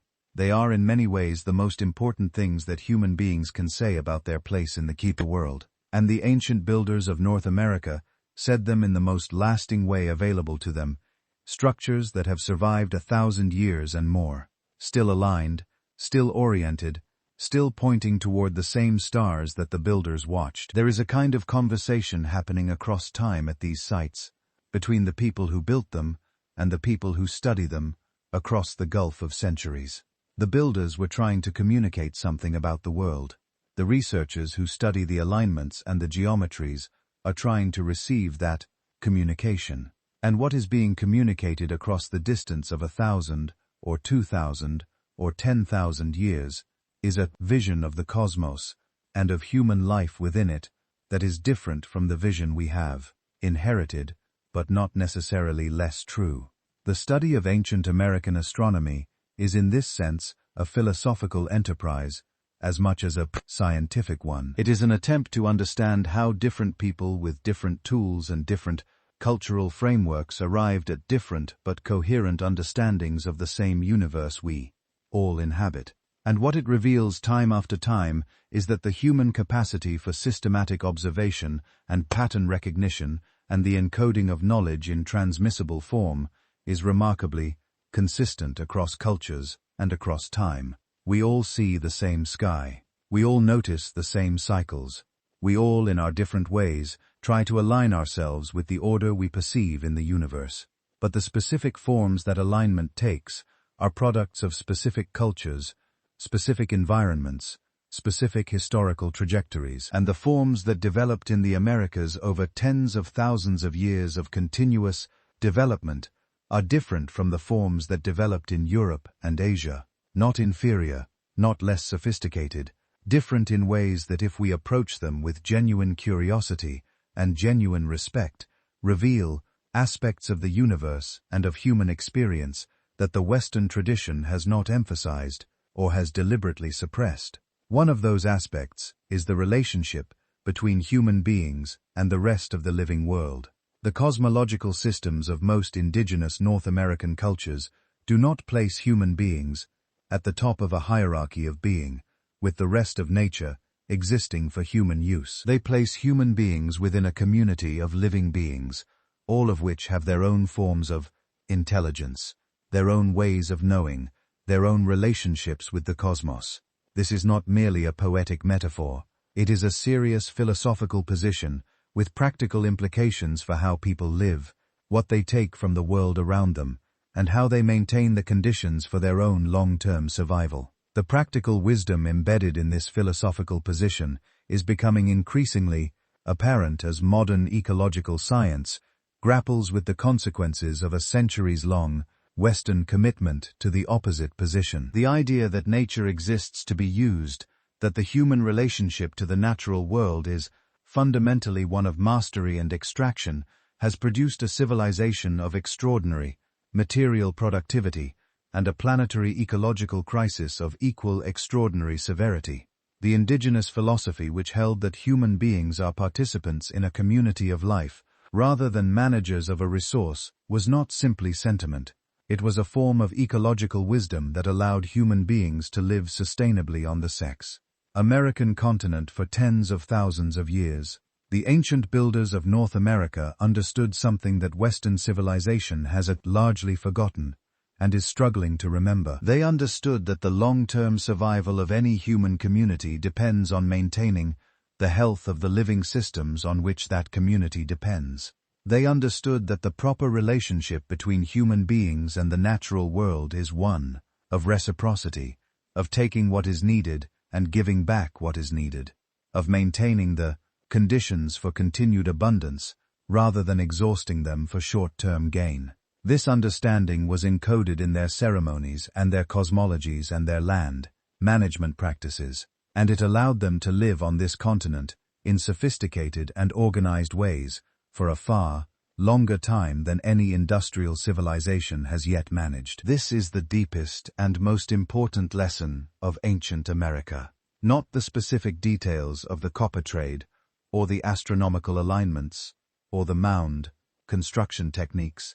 Fascinating as all of those are, the deepest lesson is this: human beings can live well on this planet in ways that maintain, rather than destroy, the deconditions for human life for very long periods of time. We know this because it happened here, on this continent, for tens of thousands of years. It did not continue forever. The collapses happened. Cahokia fell. Chaco was abandoned. The Huam dispersed. The Amazon cities were emptied. The bison were destroyed. The cultures that had maintained the balance for thousands of years were themselves disrupted, beyond recovery in many cases. The lesson is not that the ancient ways were perfect, or that they produced a utopia immune to all the problems of human nature. The lesson is that the relationship between human beings and the natural world can be maintained in ways that are sustainable across very long periods of time, and that some human communities achieve this over spans of time that dwarf the entire history of industrial civilization. That knowledge is still here, embedded in living traditions, encoded in the landscape, waiting to be more fully understood and more honestly incorporated into the ways we think about the future, because the future is the point. Ultimately, the study of ancient America is not merely about the past. It is about understanding what human beings are capable of in the longest time scale and the widest geographic range. It is about recovering the knowledge that was built up over tens of thousands of years and that was largely, but not completely destroyed in the past 5 centuries. It is about finding in the evidence left behind by the ancient builders the outlines of a different way of being human in the world. The mounds are patient, the alignments are still true, the questions are still open, and the ground from one end of this extraordinary continent to the other still has things to say. There is a particular quality of starlight on a clear night in the American interior, far from cities, in the places where the ancient builders chose to do their most significant work. The stars are thick and close, in a way that people who live in urban areas rarely see. The Milky Way is a river of light. The planets move against the fixed stars in ways that are clearly deliberate, clearly ordered, clearly meaningful, in some framework that the eye almost automatically reaches toward, even if the mind does not know how to articulate it. This is what the ancient sky watchers saw. This is the sky that made them astronomers, that made them builders of monuments aligned with celestial events, that made them keepers of 19-year lunar cycles and 2,600-year precession cycles, and the individual risings of specific stars on specific days of the specific year. The sky was their library. It was their calendar. It was, in some sense, their God. And they engaged with it with a seriousness and a precision and a sustained attention that produced knowledge that is still legible, still accurate, still pointing toward the same places in the same sky that they were pointing toward when the earthworks were built.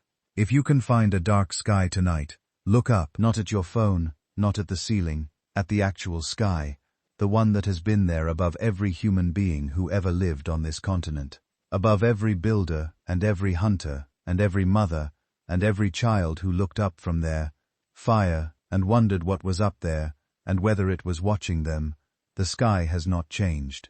The stars have shifted slightly in their positions over the centuries, due to the precession of the equinoxes, but the major features are the same.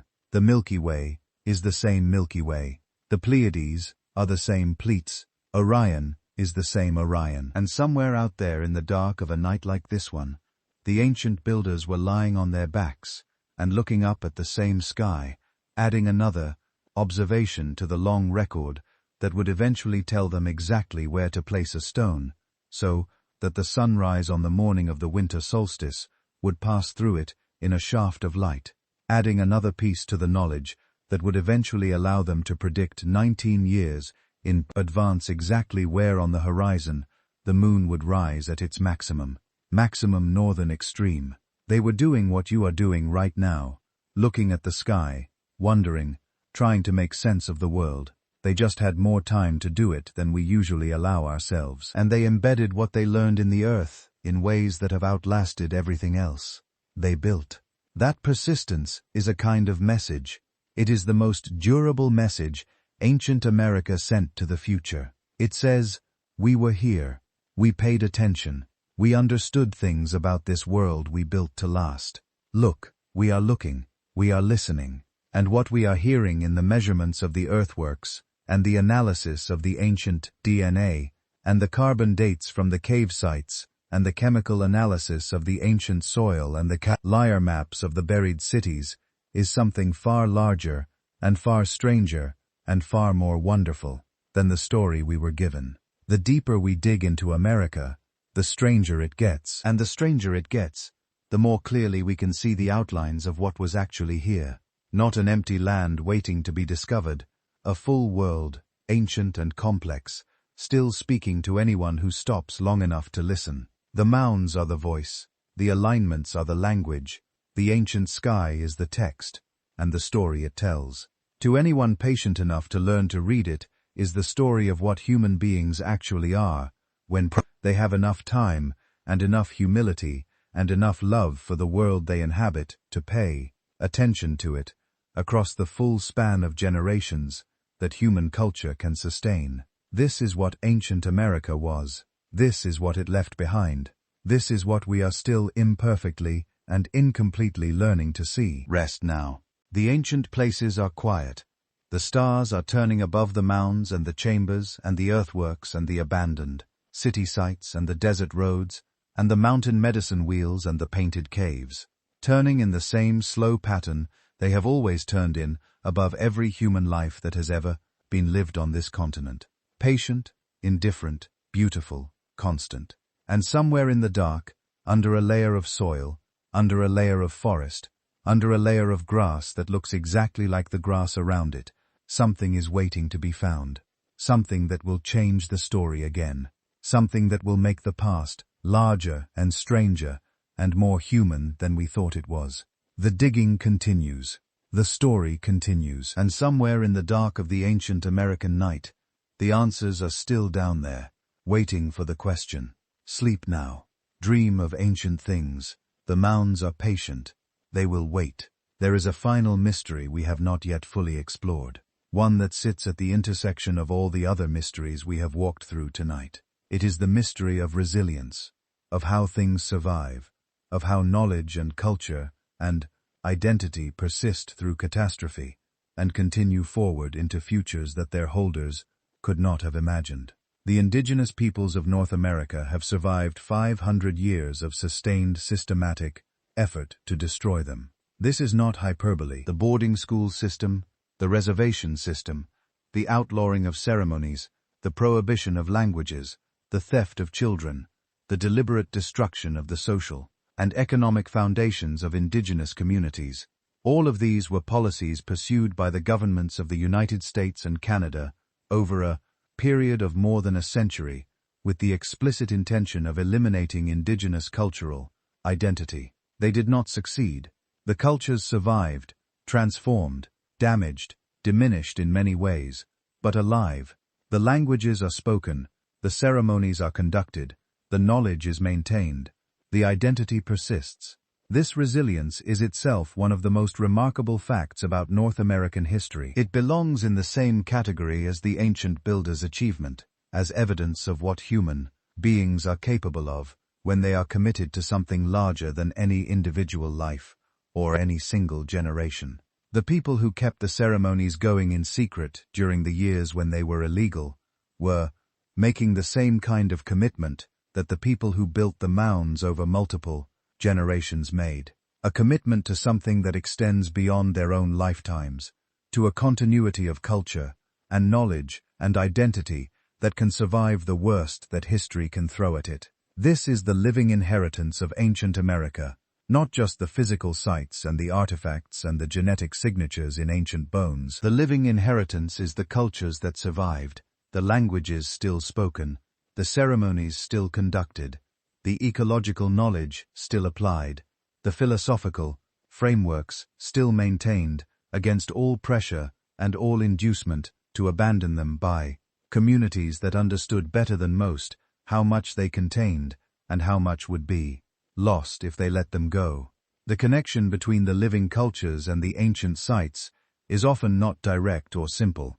The descendants of the Cahokian builders do not have a clear, unbroken genealogy connecting them to the city's golden age. The descendants of the Chacoan architects carry the inheritance of that civilization in modified and transformed ways that reflect 1,000 years of subsequent history.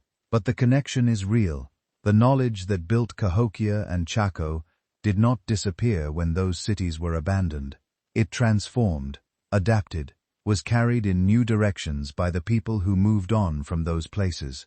And the cultures that can be traced from those ancient traditions to the present day carry in, however modified a form, the deep inheritance of what was built and known and understood in those ancient centers. The Hopi people of Arizona maintain a ceremonial calendar that has been kept continuously for centuries, perhaps millennia. The cycle of dances and ceremonies they conduct across the year marks the same solar events, the same solstices and equinoxes that the builders of Cho embedded in the alignments of their great houses. The connection is real. The knowledge is the same knowledge expressed in different but related forms, maintained in a living tradition that links the present moment to a past that stretches back further than any written record can reach. When Hopi elders speak about the responsibilities of their community to the land they inhabit, they are not merely invoking tradition for its own sake. They are drawing on a body of practical and philosophical knowledge about the relationship between human communities and the natural world that has been tested across many centuries and to Scroke has proven its worth. The knowledge that the Hopi maintain about the proper way to live in the sauna and desert, about the management of water in an arid landscape, about the relationship between human action and ecological consequence, is knowledge that their ancestors paid a very high price to acquire through the trial and error of survival in a demanding environment across many generations. This knowledge deserves to be heard. It deserves to be taken seriously as knowledge, not merely as culture or tradition or heritage. It deserves the same epistemic respect that we give to the knowledge produced by Western science, not because it is identical to Western science, but because it represents a genuine form of systematic human inquiry into the nature of the world and the conditions for human flourishing within it. The same is true of the knowledge maintained by every indigenous community in North America, the knowledge of the Tlingit about the ecology of the Pacific Northwest coast, the knowledge of the Anishinaabe about the management of the Great Lakes forests, the knowledge of the Lakota about the ecology of the Great Plains, the knowledge of the Ojibwe about the medicinal properties of the plants of the boreal forest. All of this is knowledge real and valuable and often irreplaceable, maintained by living communities across the long disruptions of the past 5 centuries. The destruction of that knowledge wherever it has occurred is not only a tragedy for the communities that held it, it is a loss for all of humanity. It is a loss of data, of observational records, of theoretical frameworks for understanding the living world that cannot be reconstructed by any amount of Western scientific research, because the research conditions the thousands of years of observation from within a specific cannot be replicated.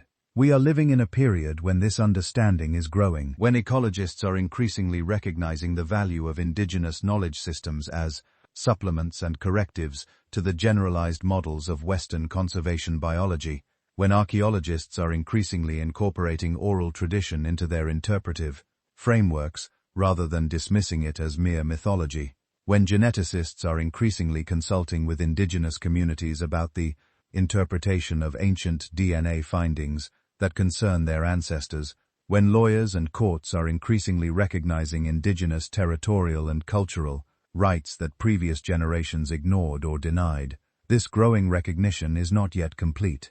It is contested and uneven. There are still contexts in which indigenous knowledge is dismissed and indigenous rights are denied. The story of the relationship between Western civilization and the indigenous peoples of the Americas is not a story with a resolved ending. It is an ongoing story still being written, with outcomes that are still genuinely uncertain. But the direction of movement in the slow accumulation of legal precedent and scientific recognition and cultural reckoning is toward a greater acknowledgement of what the ancient Americas actually contained and what the living heirs of that ancient world actually know and were actually are owed. The mounds are still here. The chambers are still here. The earthworks where they have not been destroyed are still here. The alignments are still true. And the people who are descended from the builders who carry in their traditions and their languages and their ceremonies the inheritance of what was built and known and sustained across tens of thousands of years are also still here. This is the deepest truth of the American mystery, not the gaps in the academic record, not the unexplained anomalies in the archaeological data, not the contested origins and the missing copper and the mummies with tobacco residue. The deepest truth is that this continent was for an incomprehensibly long time home to remarkable human beings, who built remarkable things and knew remarkable things, and whose descendants are still here, still carrying that inheritance, still living in the same landscape that their ancestors managed and understood and expressed their relationship to in stone and earth and sky. The story of ancient America is not only a story about the past, it is a story about the present, about what is still here, about what still survives, about what still speaks in stone and in ceremony and in living tradition to anyone who listens. And listening, as the night grows late and the mind loosens its grip on the day's ordinary concerns and drifts toward the larger and older things, is perhaps the most important skill we can develop in relation to the ancient American past. Not just the listening of archaeological analysis with its measurements and its dates and its chemical signatures, the listening of genuine attention, of willingness to be surprised, of openness to a world that is larger and stranger and older and more full of human achievement than the familiar story prepared us for. The mounds are patient. They have been here for 1,000 years, and they will be here for another 1,000. The stars are constant. They have watched over every human life that has ever been lived on this continent, and they will watch over many more. The questions are still open, and somewhere in the dark of the ancient American night, the answers are still down there, waiting for the people willing to dig deep enough to find them. Rest now. Let the day go. The ancient continent is quiet around you, full of everything that was built, and everything that was known, and everything that was lost, and everything that survived, full of mounds that looked like hills, and chambers that looked like cellars, and roads that looked like paths, and earthworks that looked like nothing at all unless you know what you are looking at. Full of knowledge encoded in stone alignments, and botanical traditions, and astronomical observations and oral narratives, and living ceremonies.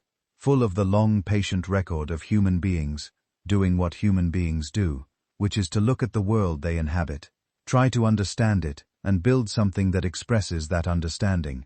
The deeper we dig, the stranger it gets. And the stranger it gets, the more clearly we can see the outlines of the world that was here before the world we inherited. Large, complex, sophisticated, ancient, and in some ways more wise about the long-term conditions for human flourishing than anything that has come since. Sleep well. The mounds are patient, the stars are turning, and the story continues. There is one more thing to say before the night is fully given over to silence. We have traveled a long way tonight across time and across the continent, from the shores of Lake Superior to the canyons of the Southwest, from the mounds of the Mississippi Valley to the stone chambers of New England, from the ancient copper mines to the aligned earthworks to the oral traditions that carry forward the memory of a world that in so many of its specific forms no longer exists. And throughout this journey, the question underlying everything we have discussed has been a simple one. What are we missing? What don't we know? What would we find if we looked more carefully, asked more honestly, listened more attentively to the stones and the stars and the living traditions that have survived? What parts of the story are still down there, under the earth, or encoded in ancient ceremonies, or preserved in the memories of elders in communities? We have not yet thought to ask. The honest answer is that we are missing a great deal. The story of ancient America is a story still very much in its early chapters, as far as scientific understanding is concerned. The LiDAR surveys of the past decade have revealed more in 10 years than the previous century of ground-level archaeology. The ancient DNA work of the past decade has rewritten the story of American population history in ways that previous generations of researchers could not have anticipated, and the work of ethnobiologists and traditional knowledge researchers and legal scholars working with indigenous communities has revealed bodies of knowledge and frameworks of understanding that the dominant academic culture had almost entirely ignored. The pace of discovery is accelerating, the tools are getting better, the questions are getting more sophisticated. The willingness of the mainstream academic establishment to take anomalous evidence seriously, while still not perfect, is greater than it was a generation ago. The willingness of indigenous communities to engage with archaeological and genetic Research on terms that respect their sovereignty and their interpretive authority is also growing. The conditions for genuine discovery, real discovery that changes our understanding, fundamental ways, are better now than they have ever been. What will be found in the next decade? We cannot know, but based on the trajectory of the past decade, based on the pattern of discovery that has consistently revealed a larger, more complex, more ancient, and more sophisticated American past than any model predicted, the bet that something extraordinary is coming seems like a reasonable one. The next LAR survey of the right area will reveal something unexpected. The next ancient DNA study from the right sample will add another twist to the story of American population history. The next careful ethnographic study of the right indigenous knowledge tradition will reveal something about the past that no amount of conventional archaeology could have found. This is the state of American archaeology and prehistory in our time, an enterprise on the edge of something large, gathering tools and questions and data with the sense that the next excavation, the next survey, the next sample will be the one that changes everything again. And in that state of expectancy, there is something comforting, something that says the world is not finished, the past is not fully known, the story is not over. There are still things to find, still things to understand, still things to be surprised by. The mounds are still giving up their secrets. The stars are still telling their stories to anyone who learns to read the alignment. And the ancient continent, in all its strange and vast complexity, is still waiting to be more fully known. This is why the mysteries of ancient America matter, not just as historical puzzles, though they are that. Not just as scientific questions, though they are that too. They matter because they remind us that the world is larger than we know, that the human past is deeper and more various and more full of achievement than any single story can contain. That there have been many ways of being human on this earth, and many of them were remarkable, and many of them are still here in the landscape and in the living traditions of the peoples who maintain them. Sleep now. The ancient places are around you in whatever landscape you inhabit. The mounds are patient, the stars are turning, and somewhere in the dark of the deep American night, the story of what was here before continues, quietly in stone and ceremony, and the long memory of the earth. Good night. There is something worth holding on to in these final moments before sleep takes you. Something about scale and about time, and about what it means to be alive in a world as old and as full as this one. We forget most days that we are standing on ancient ground. We forget that the soil beneath the sidewalk, and the parking lot, and the foundation of the building contains the traces of everything that happened here before the present world was built over it. We forget that the rivers we cross on bridges were once crossed on foot, or by canoe, by people who knew their currents, and their moods, and their seasonal changes in ways that no engineer survey has ever captured. We forget that the forests we drive through on highways were once managed landscapes shaped by the knowledge and intention of communities that had been working that ground for generations, before a European eye ever saw it.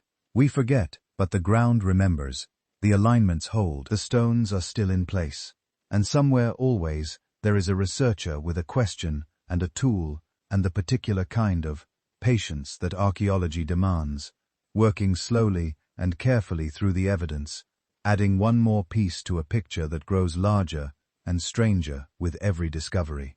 The past is not finished with us. It is still speaking in the landscape and in the living traditions and in the slow accumulation of scientific understanding. And if we are quiet enough, if we can set down for a moment the noise and urgency of the present, we can almost hear it, the ancient continent breathing sleep. Now there is a word in the Lakota language, mitaku oasin, that is sometimes translated as we are, all related, or all my relations. It is spoken as a prayer, as an acknowledgement, as a statement of philosophical position about the nature of the world. It says that the relationship between human beings and every other being in the world is a relationship of kinship, of connection, of mutual belonging. It says that we are not separate from the world we inhabit. We are part of it, related to it, responsible to it. This is what the ancient builders of North America were saying with their mounds and their alignments and their roads and their managed landscapes. Mitaku oasin. We are all related. The stars and the earth and the living things and the human communities and the generations past and the generations to come. All related. All part of the same story. All worth paying attention to. All worth remembering. The mounds are patient. The stars are constant. The story continues, and you lying in your bed on your small patch of the ancient continent are part of it too. Sleep well. There is one last thing, the horizon. Every morning it is there, wherever you are in the world, the place where the earth meets the sky. The ancient continent holds its breath and waits. As it has always waited, as it will always wait. The mounds are patient. The mystery. Before you go, tell me in the comments where you're listening from, and how far back you think human memory can really reach before it stops being history and becomes something far stranger. Thank you for joining me on this journey to the edge of myth, memory, and the historical record. Sleep well, dream of the ancient world, and I'll see you in the next one.